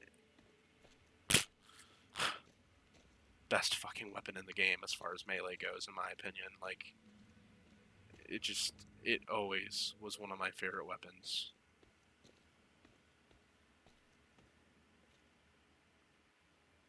Yes, okay, so, you know how I said in this game, Deathclaws aren't scary? Well, in New Vegas, they fucking are. Like, I think, for me, my go-to weapon as far as dealing with Deathclaws, if I had enough ammo, you know, when I was playing legitimately all the time, would be the anti-material rifle when it came to taking care of them, because they were strong motherfuckers. Their damage threshold was through the fucking roof. And can we just take a minute to, like, talk about the Cazadors, dude? Like, the Cazadors, like, I won't lie to you. There were times where I found them more terrifying than any rad scorpion. Because the first fucking enemy I ever fought in New Vegas, when the game came out back in, I don't remember, was it 2010, 2011, somewhere around there, they were the first enemy I fought because I decided to take, like, the harder route to Vegas, but at the same time, I didn't know how to get to Vegas. See, like, you had good springs, but it wasn't like Megaton where, you know, you were protected from everything outside of there. You know, you can still get killed in good springs if you, like, try to venture out forth, but, like,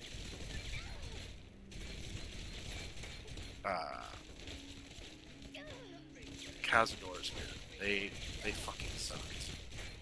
They were the worst because they could kill you in seconds, especially if you were still new to the game like I was back in the day, because they move so fast, and the only way to really slow them down, which at the time I didn't know, was to shoot their wings. Even then, they were fucking on crack.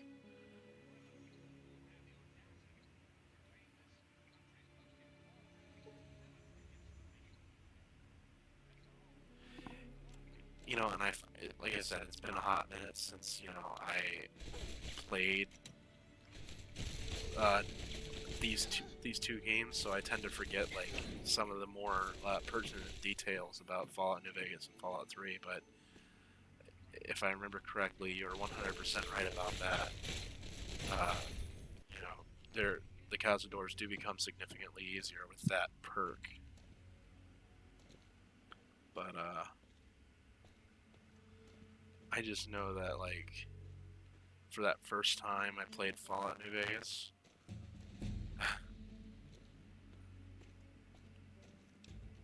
that first time I saw those, I'm like, what the fuck is that? You know, I didn't even move to get close to them. I try to run away, and I turn around, and it's like right at my back, and I'm like, what the fuck is that? Me and my friends were at his house because he's the one who got Fallout New Vegas for his birthday. You know, I hadn't had the game yet, and the thing is, at first, it was this game. It was this moment in the game that almost ruined Fallout New Vegas for me, because I'm like, wow, Fallout 3 is so much easier than New Vegas. Like, why did they make this game so hard? That was my thought process on it back then. I was a stupid kid, ignore all of that. But then I realized, you know, if you go around talking around, they tell you how to get to New Vegas, and you can avoid the Cazadors in general by taking a different route to New Vegas that's more safer than taking the impossible route, because it is impossible early game unless you're, you know, one of those people that knows how to like break the game early on. I wouldn't do that. I like an immersive experience. At least at the time I did. Now I don't really care. Immersion doesn't really affect me now as much as it did. Like, I play a game to be immersed if I want to be immersed. If I don't care about being immersed, then I just don't care. But the first fucking playthrough of New Vegas, it wasn't till like 3 or 4 years later that I actually gave that game a chance, because that first time I played New Vegas, I was not a fan. And like I said, dumb kid, but once I went back and played it, found out that there was a different way to Vegas, I fell in love with the game.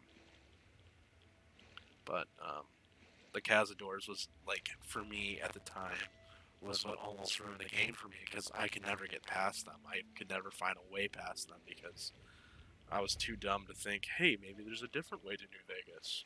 Maybe you don't have to take this different way. There was a time where I was just a single-minded kid. I'm glad I'm not like that anymore. But with that being said, I mean, Fallout New Vegas is my favorite game, and one of my favorite games to this day. There's just so much to unpack with that game. So many memories to be made.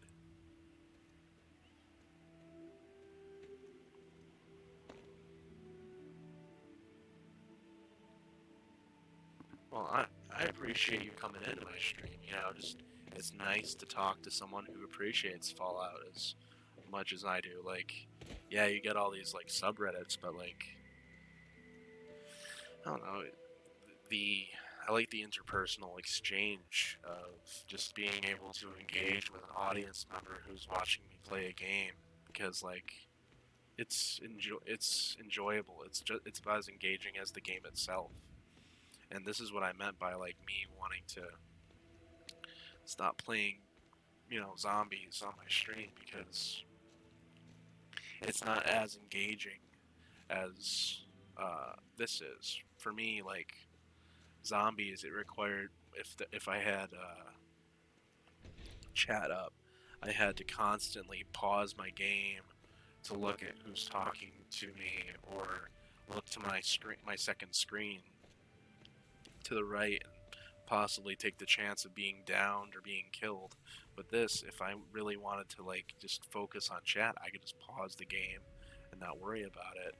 But most of the time when I played zombies, it was with friends. And in that case, you just can't pause the game. You got to be able to like focus. But at the same time, if you're in a stream and you know you're talking to everybody, you know, oh, okay. So my game just crashed. That's the nature of the beast with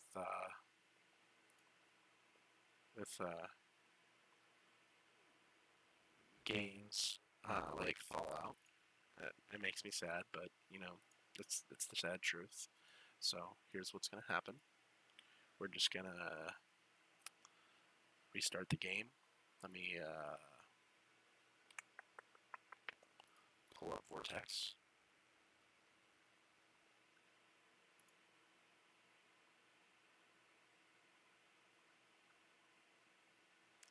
And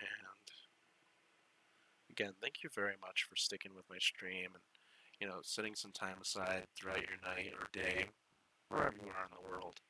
I appreciate you taking the time to, you know, check out my stream. I would say you could check out some of my older videos, but a lot of my older videos are pretty damn dated, and you might see some of that early single-minded version of me, and I apologize about that. But a lot of my stuff goes unedited. I lack the ability to edit my videos just because I'm not good at editing, but at the same time, I'm not driven to edit my videos, so like you can just sum it up to basic laziness. But I do love video games very much, and I like to share that with people. I like to share you know, things in common, because I believe in camaraderie. I believe in making friends. I don't believe that all people are bad. I do believe that there are bad people that, you know, try to make things less enjoyable, like trolls and whatnot. But you know, those people are neither here nor there. I'm pretty sure that good people do exist, and you know, you, like I said, you came and checked out my stream, and that says a lot about you as a person. I think just checking out some random guy's stream says a lot about you. Just trying new things and finding something in common with someone you don't know. That's one of the coolest things about YouTube and creating content.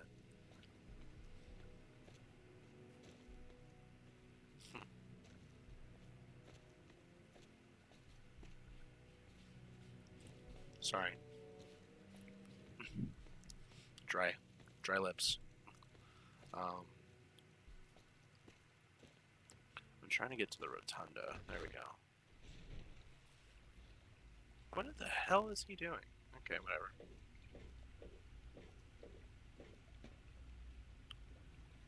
It was a random discovery. Well,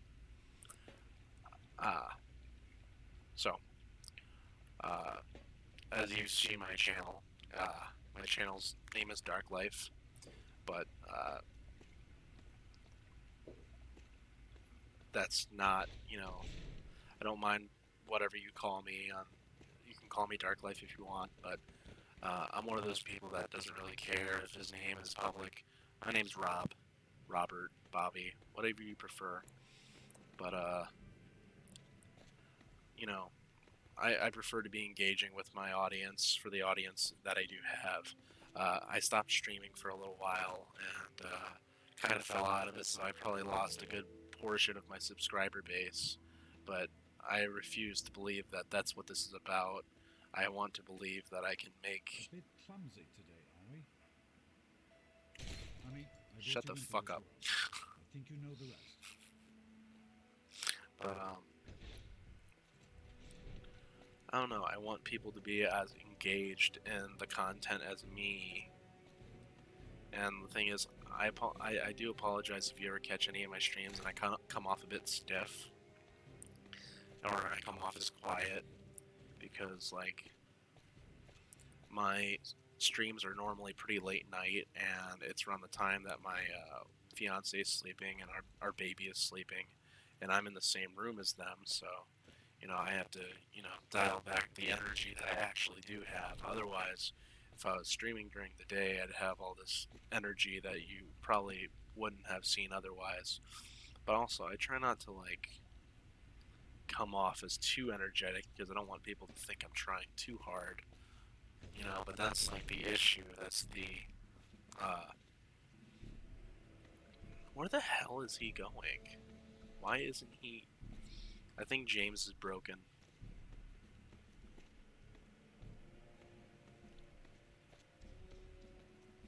I think James is broken. What the fuck? James, where are you going? James. What the fuck? James. Where the fuck is he going? Okay, well, I guess I'll follow him and see where the hell he's going. Oh, I'm an idiot. I am a fucking idiot. Okay, so I remember James is going to Rivet City. I'm supposed to follow James to Rivet City, and then he is supposed to go get Dr. Lee, and then Dr. Lee and James are supposed to come here.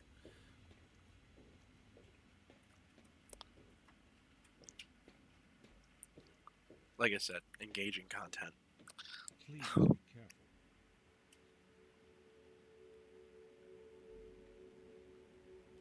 Well, then you wouldn't like my my other friend.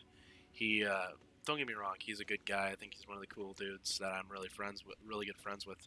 But he got me back into streaming back when I was doing Call of Duty all the time. And at the time he went by Jail Gaming, or now he goes by Jack's Albums Art. But he has a lot of energy in every stream he does. And for some people that might be a little off-putting, but he's a good guy in general, and he got me back into streaming at the time when I was like kind of sick of it. So, but if I'm ever streaming during the day, I might have an excess a bit of energy, just because like it's daytime, not everybody's sleeping, and I try to be a little more. I try to show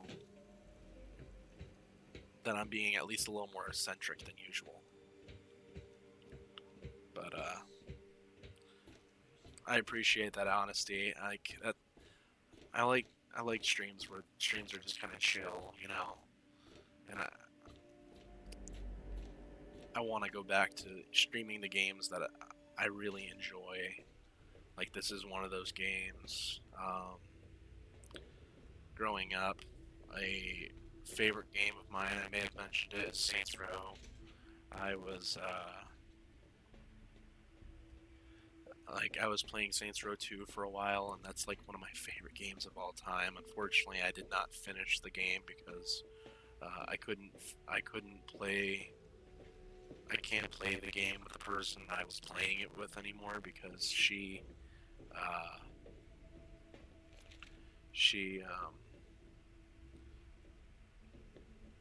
I guess got burned out on streaming herself. But it's I told you it makes would me work, Madison. Now I can prove it. makes me sad, but You're back. people Good news. people change It was right over about time, Gordon and again. they If we can find one, find then different I'd like things, to set up with the purifiers.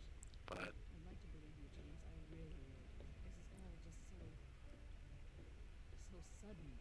I want to be able to build a community where I could be like, Talk to Braun himself. We confirmed it. because Don't you see? I thought This maybe is I what could we be a can zombies happen. YouTuber at one point, But then I realized there's a lot of zombies YouTubers, and they're all pretty cool people, but at the same time, How could it's it not be worth improving the lives of everyone in the wasteland? I guess I What could be a more want to try to rewarding be unique, but at the same time, it's hard to do that. as important to me as ever, Madison. I know it's important to you too. Let's finish it together. See, I want to try Metro, but every time I've ever tried it, something about it has always put me off. But again, I'm going to try to be open-minded when it comes to that game. But Bioshock, I definitely play Bioshock 1 and 2 and Bioshock Infinite. I love all those games. But good ideas there, man. Definitely great ideas.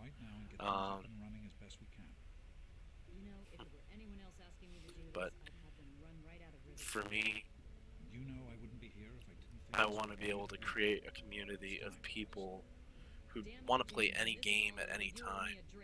And I'm not even talking about like zombies. Like, yeah, zombies is cool, but I'm talking about games like, I don't know, Saints Row 2, Saints Row 3, Saints Row 4, just games where people can like laugh and have a good time, and you know, just games like, I don't know,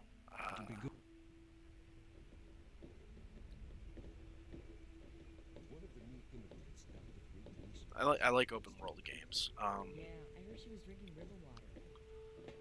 I want, hell, if there's enough people, I could see a game. I think any multiplayer game is enjoyable if you have people to play it with.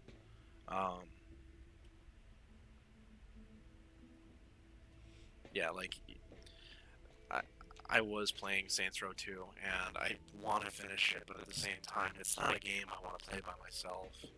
Like, there's so many people, like, I want to be able to, like, bring if I could get some of my, like, core audience back, the people who were watching my videos, like, I could get them back, get them interested in the games I'm playing, get them back to being interested in me again, like, because like I said, I stopped streaming for like months at a time, and I tend to forget about my YouTube channel when something, you know, life-changing happens, like having a baby and whatnot. But it'd be nice to make friends with the people that you know, decides to take the time out of their day to watch my channel, watch me stream, you know, just kind of invite them on if they have a YouTube channel, give their channel some major focus, you know, like for instance, I put in the description of my video, a friend of mine from work, he has a channel where he plays games, and he had like Fallout New Vegas on there, and like the Detailed 2 Wastelands mod, and he was going around the DC area, like near the capital, and just killing super mutants with a night vision / heat vision mod, and it was pretty cool to watch. He didn't have any like voice or video like you know, this, but it was pretty cool to just watch him tear apart super mutants with like a minigun and a sniper rifle, and it was cool to watch. But yeah, his channel's in the description. He actually just makes videos, but you know, I just think that people who come and check out my stream and are a regular part of my audience deserve to be a part of my channel, and hell, if they want so badly, I'll even be in a video on their channel if they really want. You know, it's just anything to help out those who are helping me out. Because, I mean, with the state of the world, the way things are right now, I think everybody deserves, you know, a chance to, you know, do something fun, something engaging, and, you know, something that will help them forget about the way the world is right now. So, we just gotta watch out for each other and try to lift each other up as much as possible. And, you know, when the world tears us down, it's important to know that we have our friends, we have the video games that make us happy, you know. We can't accomplish anything until we can get inside, but none of us are particularly capable fighters. I hate to ask you to put yourself in harm's way, but you seem to have learned to handle yourself. I need you to go in and make sure it's...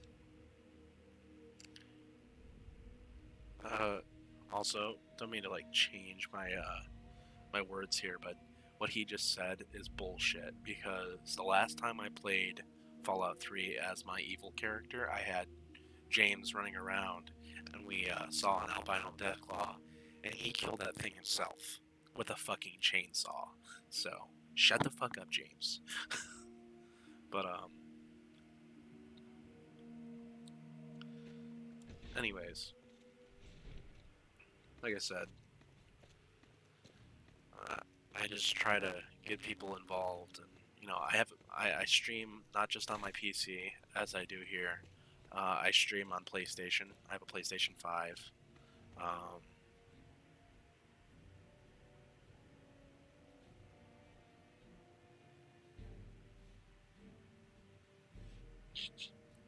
Yeah, okay, so about Fortnite. I streamed it for a little while. I actually have like 3 videos, but the series is kind of it was like a mini series I wanted to do to see if I could try to like Fortnite, and it's literally called Rob Hates Fortnite. That's the series. Like, you can find it on my channel. They're, I think they're not all very long, but you can see how much I hate these games. And I don't know why I decided to play it. I think it was because my friend Jack was like, yeah, you should just try it out. I did.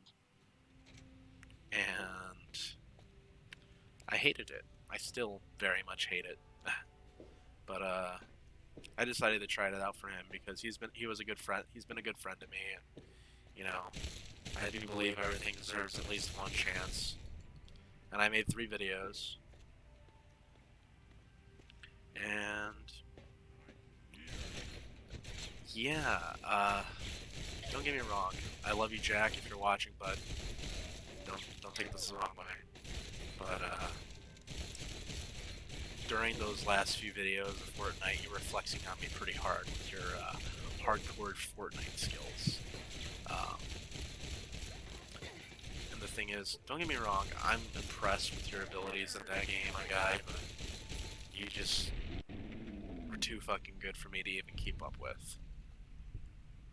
With that being said, I will never like Fortnite, and I'm never going to take the time to try to like Fortnite.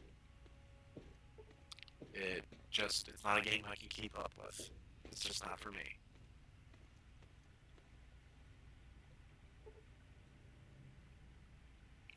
You know, Team Fortress 2.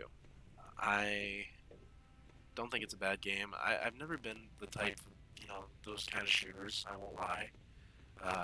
The arena shooter types, like, I always thought they were, you know, I always thought Team Fortress 2 was the exception for me, but I mean, I played it. I think it's a good game. I wouldn't play it regularly, but I have my best friend who, his little brother has been obsessed with it. Like, I think he has over like 10,000 hours in Team Fortress 2, just from the time that he got it on PC. Like, he Are you all right? Is it lived safe and in breathed there? that game. And every time he ever talked to me, he always I'm proud of you. Now talked let's get about in it. there. And I'm like, don't get me wrong. I don't blame anyone for being passionate about the things they love. It's just, when somebody tells me, like, if I'm talking too much and somebody tells me that, I'll apologize, and you know, I'll dial it back. But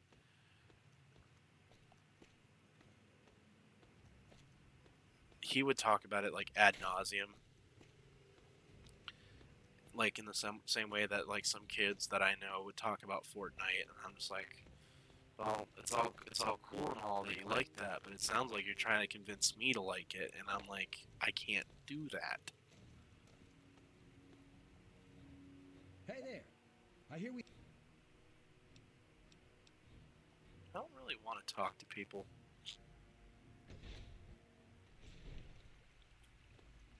But nonetheless, I do acknowledge that like Team Fortress 2 is a good game, and I do acknowledge that even though I don't like Fortnite and I don't really care for it, I do acknowledge that it has had an impact on the industry.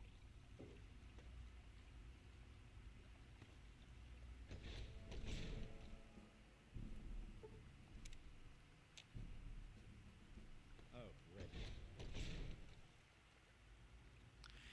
Yeah, unhealthy for sure, but I mean, I there are Here we worse are, things, where it honestly. all began. I'd rather You kids remember be your mother's going around favorite being passage? cringy shit, Revelation doing the 21:6. I am Alpha and cringy Omega, Fortnite dances than going around and like I will give unto getting him that into is actual athirst of the violent fountain of the water of situations life and freely. doing Don't you drugs see? and all that This terrible is what shit. it all I'd means. rather them The do the water, cringy purifier. things than This is the water of life. Your mother's you dream. know No point in wasting time. Let's do get the to work. things that would There's actually lots to be do done. physical harm to this planet, to this earth that we live on. So yeah, The project was abandoned shortly after you were born. I have a lot of Things have opinions about the deteriorated world. here since then, and there's been some flooding. I need you to get to the flood control pumps and activate them so we can clear out the water and reach the mainframe. Okay, where do I need to The go? automatic doors sealed when the Good to Okay, see you. turn on the flood control pump power. Cool.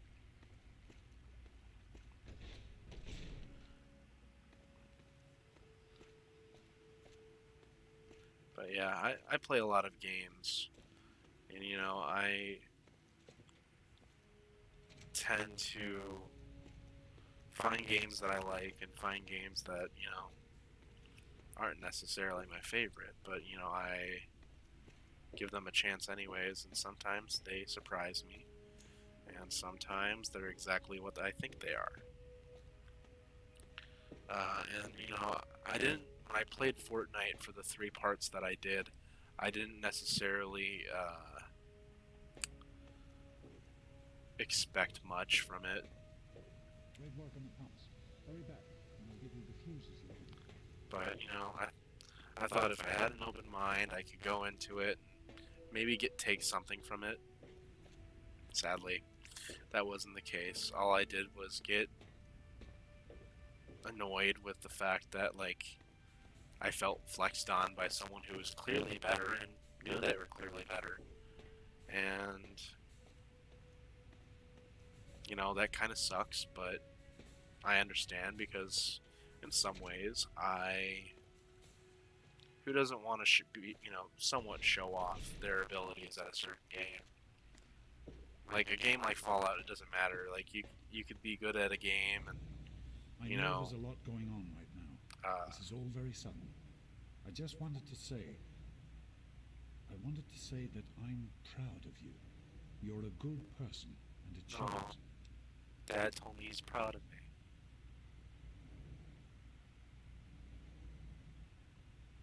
I'm about to disappoint your ass. No. But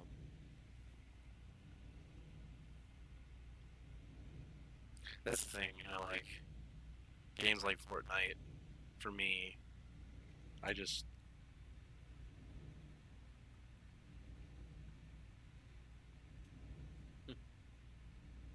well, thanks, man. That's high praise.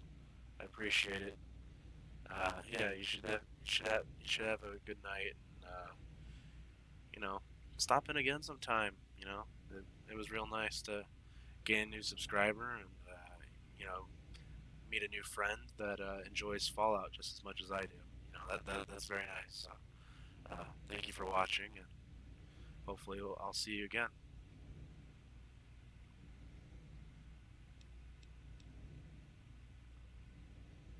Despite what you put me through, I'm trying to make the best of it. Well, you tell me everything I know. trying to find a place for myself out there. Thanks, Dad. That means a lot.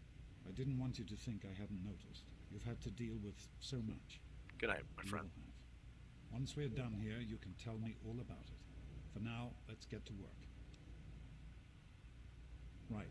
The flooding shorted out some of the fuse boxes downstairs, including one that controls some of the automatic doors. Here, take these fuses. The box is back down in the sub-basement near the eastern end of the level. Once the fuses are replaced, you'll be able to get to the mainframe. Be careful. Okay. Let's take care of business. Get that shit dealt with.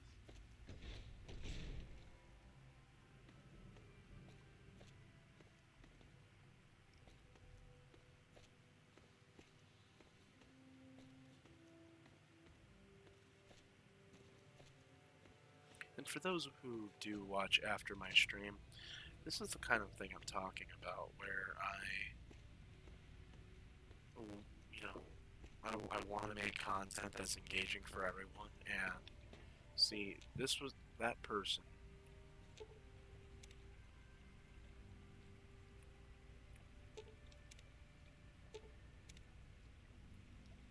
That person.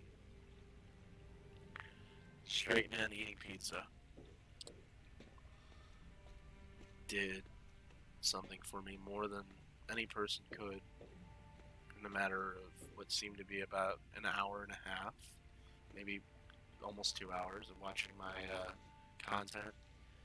He took the time to, get to know me and get to know my channel, and that's what I love about streaming. That's the thing that makes streaming good for me and good for those who watch. So I appreciate whoever watches after. That means the world. And to Straight Man Eating Pizza, thank you again. If you decided to continue my stream after all this time, after videos, I really appreciate it. So thank you very much for that.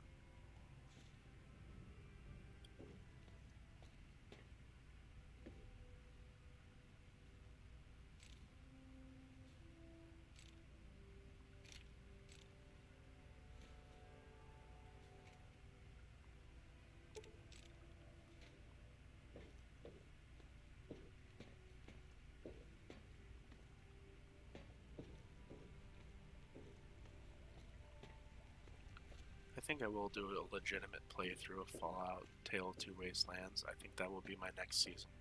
With the fuses in place, you should be able to access the mainframe. No need to come back to the control room. Just head straight there.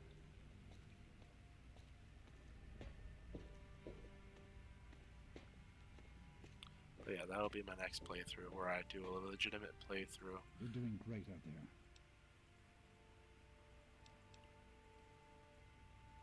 So, look forward to that.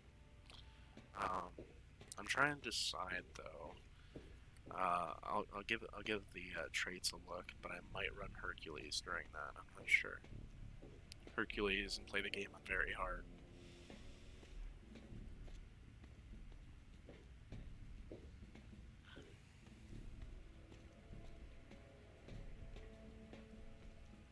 Alright, we're heading for the mainframe right now to fix it. Here we are. Power switch. Just be a few minutes until we can access the mainframe. Use the intercom so I can tell you where to go next. Okay. There are a few minor repairs still to be made up here in the control room. Actually, wait. There's one other thing I need you to do. Janice says there's a blockage in one of the intake pipes. It's on your way back. Head back up to the museum level and give me a call on the intercom when you get there.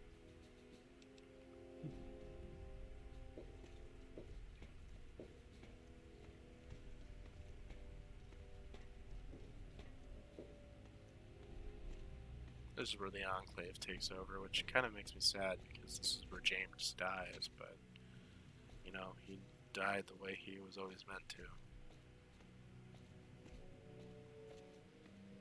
Hello? Hello. Let's pull the.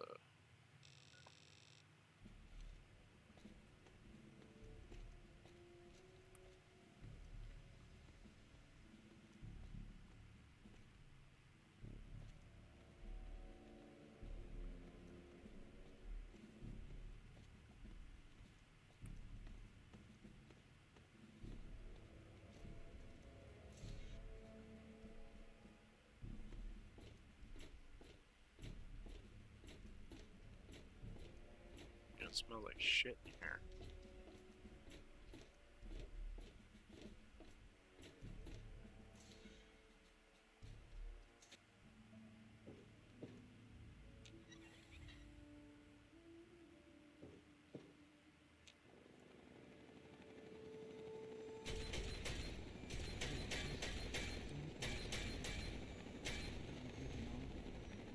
Shit. Oh, no.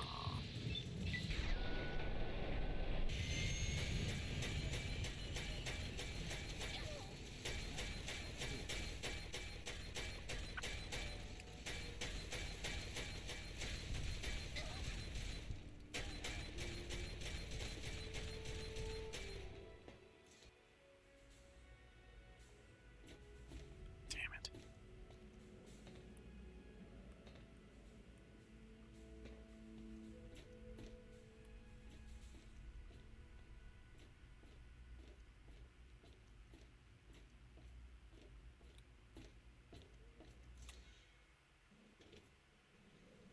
I have positive ID on target.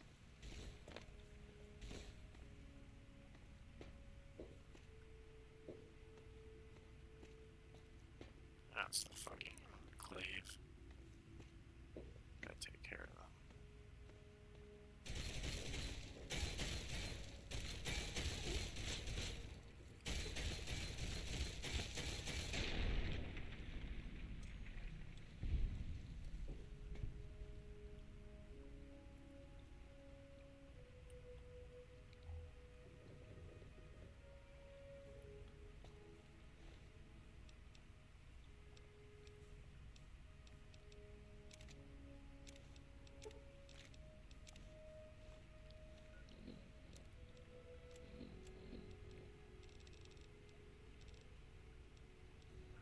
But, oops.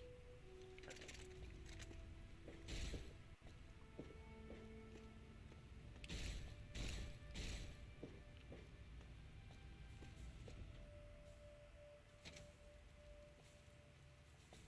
Fuck.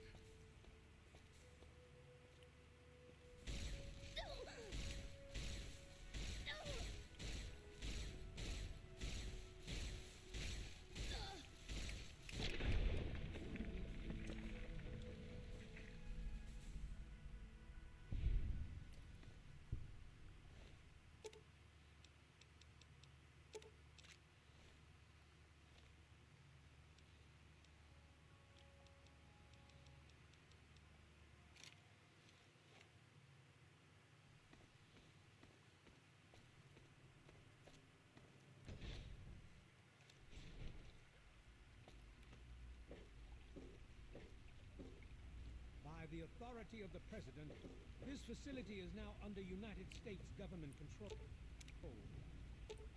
The person in charge is to step forward immediately and turn over all materials related to this project. That's quite impossible. This is a private project. The Enclave has no authority here. I'm going to have to ask you to leave at once. Am I to assume, sir, that you are in charge? Yes, I'm responsible for this project. Then I repeat, sir, that you are hereby instructed to immediately hand over all materials related to the purifier. I'm sorry, but that's... Furthermore, you are to assist Enclave scientists in assuming control of the administration and operation of this facility at once. Colonel, is it Colonel? I'm sorry, but the facility is not operational. It never has been. I'm afraid you're wasting your time here. Sir, this is the last time I am going to repeat myself. Stand down at once and turn over control of this facility. Colonel, I assure you that this facility will not function. The We have never been able to successfully replicate test results. I suggest you comply immediately, sir, in order to prevent any more incidents. Are we clear? Yes, Colonel. Do whatever you want. There's no need for more violence. Then you will immediately hand over all materials related to this project. Aid us in making it operational at once. Very well. Give me a few moments to bring the system online.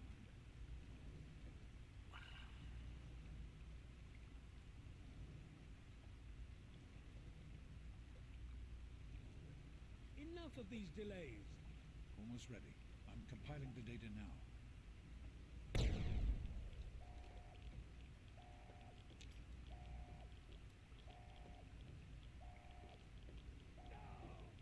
Run. Run!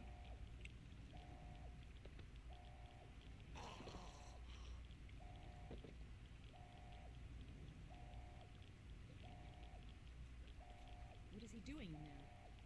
James. We have...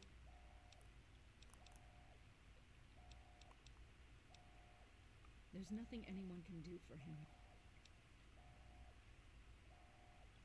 There's an old tunnel. I hope everyone...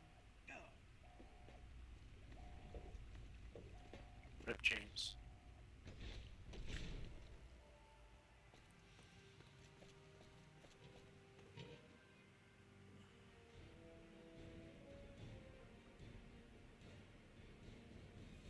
I better not ever find out that you or... Yeah, well... This isn't what I had in mind. I can try.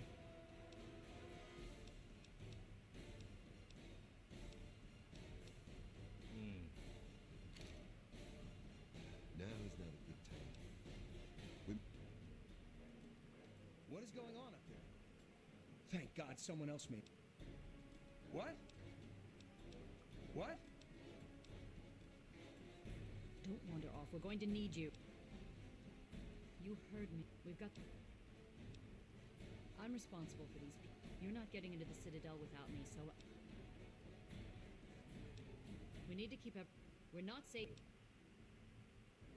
We'll be...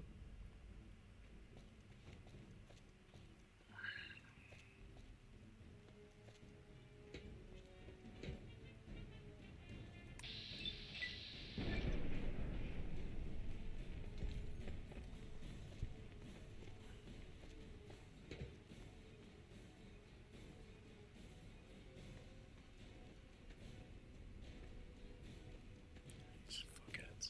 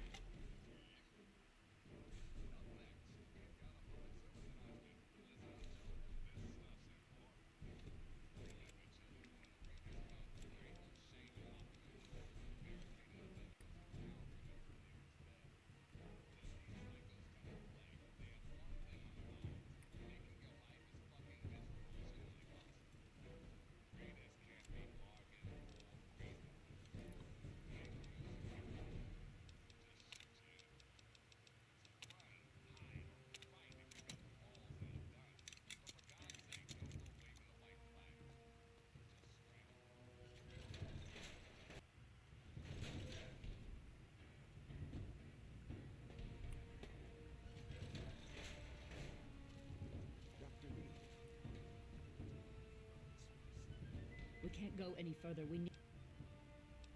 Garza is in need of medical attention immediately. I don't have sufficient... Yes, this looks to be enough. Thank... Garza, here. This will help you to feel better. Once we reach the Citadel, you'll be fine. I'm feeling better already. Now is not a good time. I am feeling better.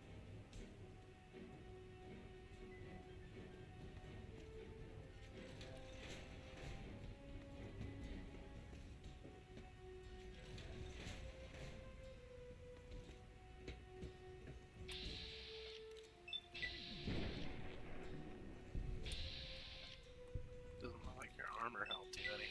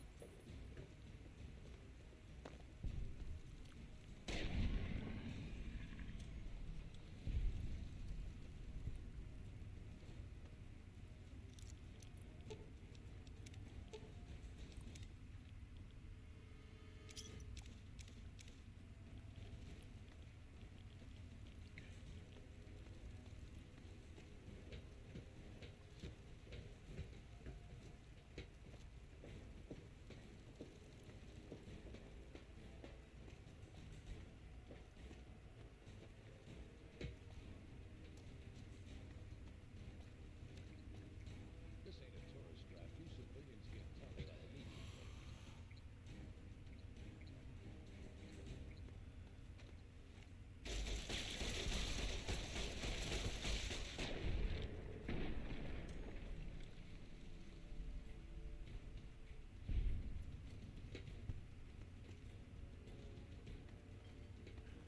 Yeah.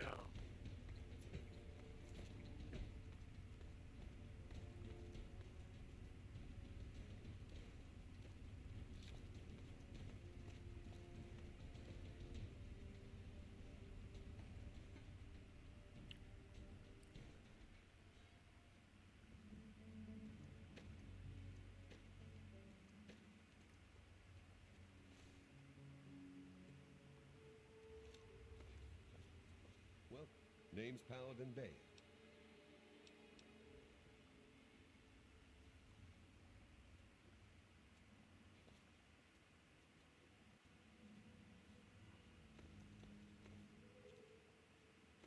I am Dr. Madison Lee. I have people with me in need of shelter. You must allow us access at once. I'm sorry, ma'am. No unauthorized civilians allowed inside the city. You'll have to leave now. Lions! I know you're in there. I know you can hear me. You open this goddamn door right now. Be careful with that.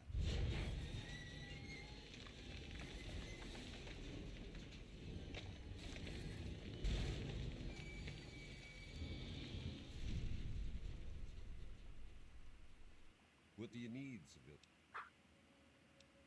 That's an affirmative.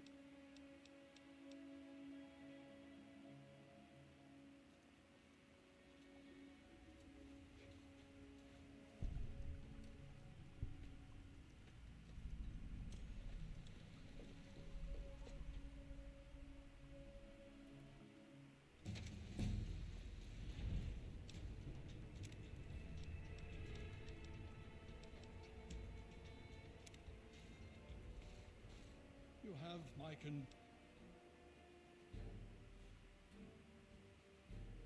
The most we can do is more than anyone else, I dare say. Certainly enough to know they're the greatest threat the capital wasteland has ever faced. The Brotherhood of Steel has encountered the Enclave before, you see. Over 30 years ago, back in California. Then they were led by a President Richardson. Now we've got this Eden to contend with. It matters not now. As before, they seek to control and destroy. All in the guise of restoring order. Your father, I fear, was just the beginning.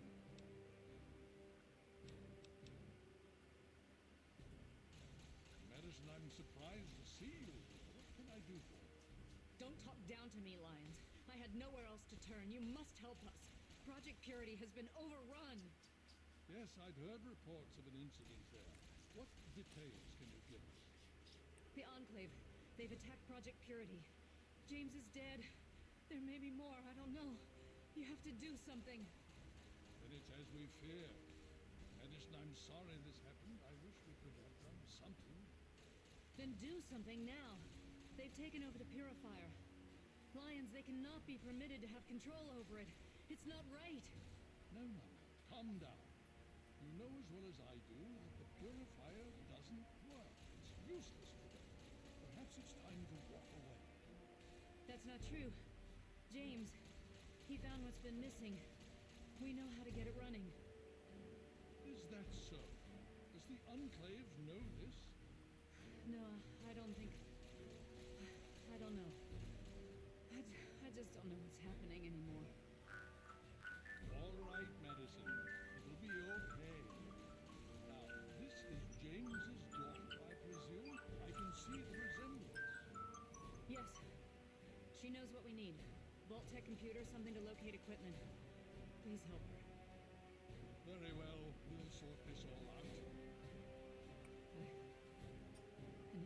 Rothschild should help you, but don't forget that he's Brotherhood. I've never trusted them. Be careful what you tell them. Elder on deck. So, At ease. I ran some scans on the Hey there. Hey, positions of the Purifier. finding your way about all right? Firepower attacking. What do you think? You just managed to get yourself into all sorts of trouble, don't you? Welcome to the Citadel. Not many civilians get to see the place. I've read the reports, seen the initial scans, but I can hardly believe it. I figured those radio transmissions were just old recordings. Never figured the Enclave would actually show up, in the flesh. But don't worry. Whatever they try, we'll be ready for it. I'll lead the Pride to knock them out tomorrow, if my father permits it. It's the best of the Brotherhood, bar none. No one gets in without my say-so. Stay strong. Describe Peabody to tell me about those Enclave plasma weapons.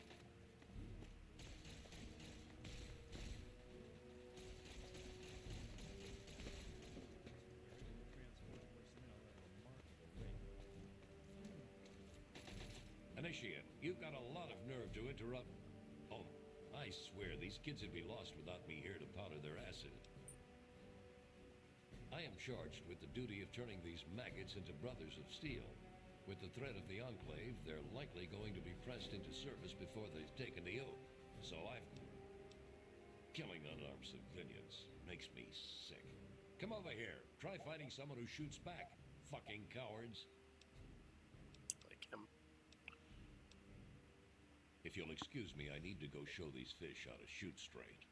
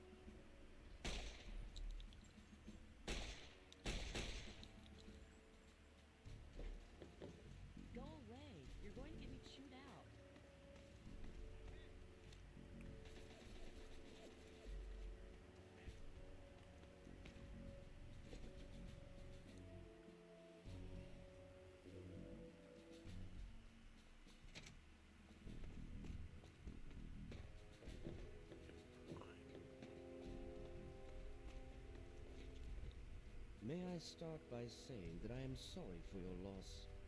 I was acquainted with your father many years ago. The world has lost one of its few remaining visionaries. Thanks for your sympathy. Think nothing of it. Now, Dr. Lee has explained your predicament. You need to locate some Vault-Tec equipment. Are you quite sure? I suspect that would be a waste of time. Regardless, the Brotherhood is not in possession of such a device. There is, however, a way in which we may be able to ascertain the location of one. Possibly. I'm afraid I won't be able to assist you directly. The news Dr. Lee has brought will require me to be elsewhere. I can, however, give you access to an old pre-war computer from Vault-Tec. It may have the information you need. You'll find the terminal in the archives in the A-Ring. You are welcome. If you require further assistance, I may be able to help. If you have a moment, Scribe Rothschild. What is it? The robot isn't going to fix itself. About that, are you still having that issue with the head laser? I think the term you used was invariably destructive. Hail to you. By the traction of hospitality, I am honored to say, I was acquainted with your... I did. Long ago, I helped guard the water purifier against the super mutant horde.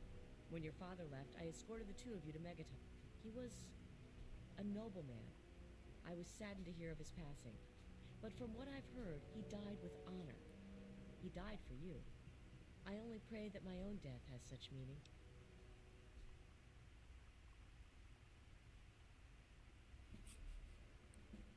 And so our deeds are carried on through our sons and our daughters. Continue to remember him fondly. Continue to tell his story. And continue to do his work.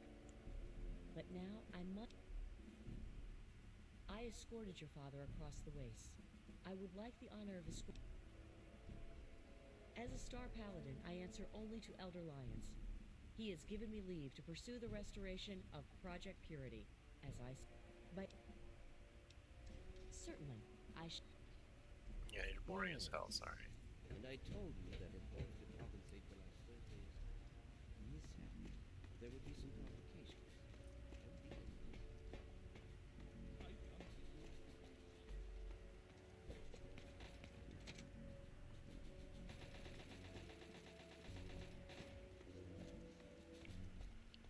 Yeah, Star Paladin Cross is boring as fuck.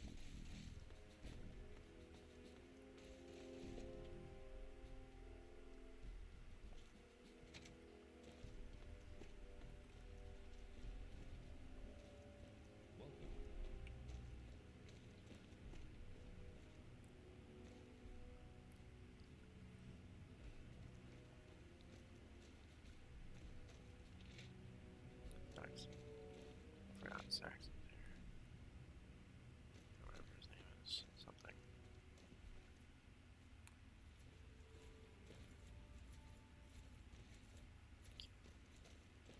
Where's the kid?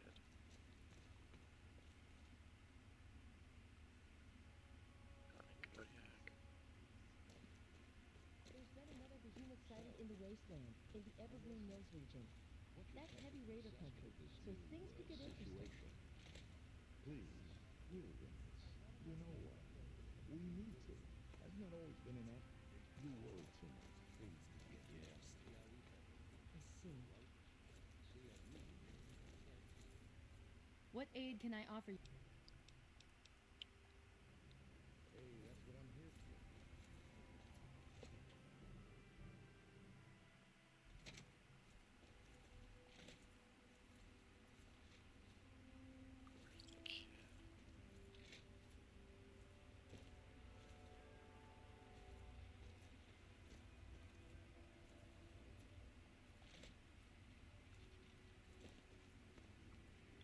Hail to you, stranger. I am Squire Maxon, loyal servant of steel.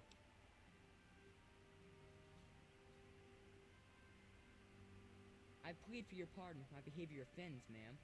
The brothers and elder lions are excellent teachers. Nice. But I get nervous about the protocols. The Codex says that shield yourself from those not bound to you by steel, for they are the blind. Aid them when you can, but lose not sight of yourself.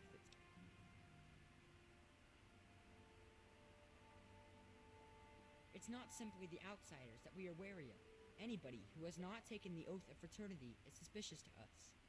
The Codex says, fear those who do not pledge to the Brotherhood, for though their eyes may be open through service, they are now blind. But it also tells us, give way your suspicions to the wisdom of thine elder. Where he shows trust, so shall you. Elder Lions trust you, so you are free to stay here. You're asking me what I think about the Enclave? Well, the Brotherhood of Steel has actually faced the Enclave before, back west, more than 30 years ago, according to our chronicles. Judging from those records, I'd say their soldiers are outfitted in advanced power armor Mark II. It's pretty strong, better than our power armor, and some of their technology is amazing. Birds, plasma weapons that can turn a man to goo. Does that help? Oh, well, you see, I am descended from the great Roger Maxon, founder of our order. I am the last of his line. They say my soul was forged from eternal steel, but I don't believe that. I'm really just a normal boy. I was sent to the Citadel many years ago to be fostered by Elder Lions, but that was before the Western Elders lost faith in the Elder. I really don't know if I'll ever get home, but, well, I kind of like it here. Sentinel Lions has been very kind to me. She's taught me so much. Oh yes, I've studied them quite a bit since I've been here. They're not all the same, you know, besides the regular ones. There are also brutes, and after them, the masters. They're really tough. But the worst of all, the behemoth. He's a giant. I saw one once, outside the Citadel walls. So scary. The super mutants are all over the city ruins. But Elder Lions doesn't actually think they're from there, or we would have found their home by now. It kind of seems like they're looking for something, but we're not really sure what that is. No. But I could. I know I'm ready. I mean, it would be scary, but it's not fair that I have to sit inside while the nights go on, but I did go out one time, you know. Sarah, Sentinel Lions took me out, just to show me. I killed a super mutant too, I swear. I also sort of shot Sarah, but just a little. It was just a flesh wound. Damn. Very well. Nice. Wow.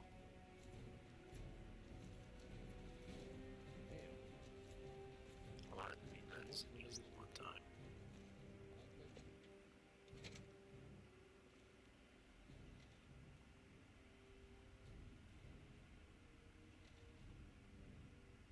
What aid can I offer you up? You've seen them, so if we can figure out where they're coming from. Stay.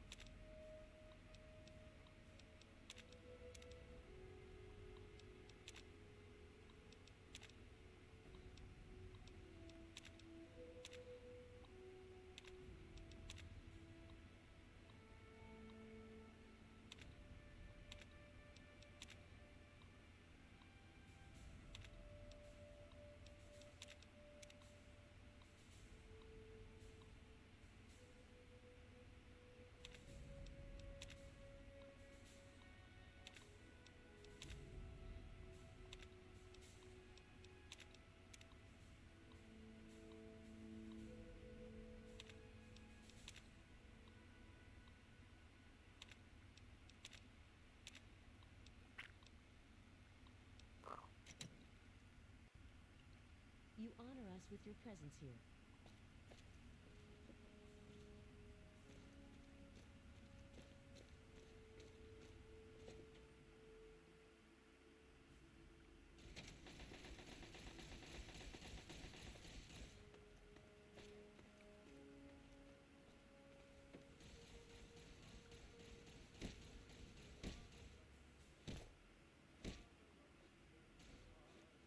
I'm here.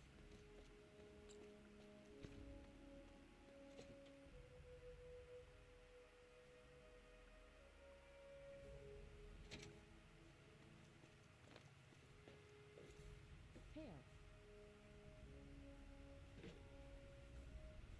Did you have any Ah, well, step over here.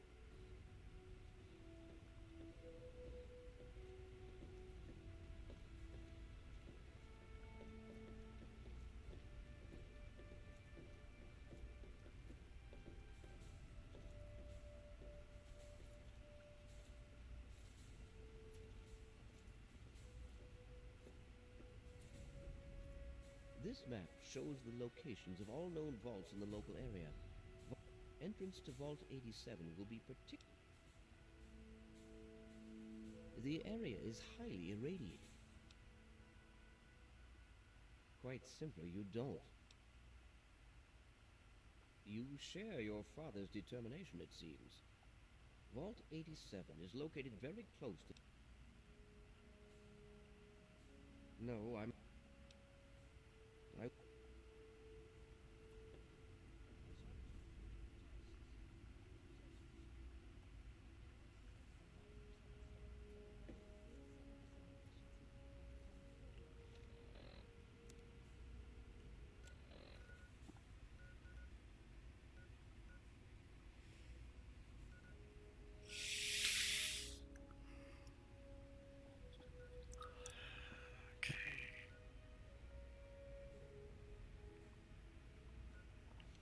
Scribe Rothschild wants a report on your tests. Have your results posted? Power systems are 90% at startup, but are running at 37% efficiency. Beautiful.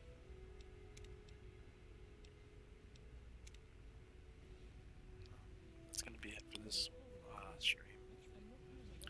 And I just want to make another shout out to Straight Man Eating Pizza for watching my stream. You're really, really awesome. And I just want to say, please check out Smuglicious' channel. I have it in the description. And I just want to thank everybody who has watched my Call of Duty content. I know that that was my bread and butter for a little while, and for those who subscribe for that, I'm not trying to alienate you guys, but I hope that you'll find my other content as engaging as Call of Duty once was for me. So thank you all for watching, and I will see you in the next one.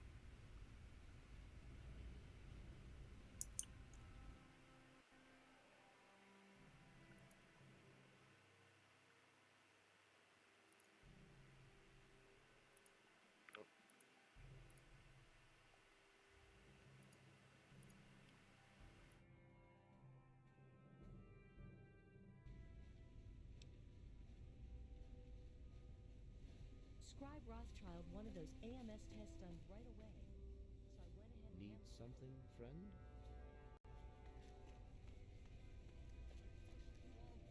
I'm here. Here for your...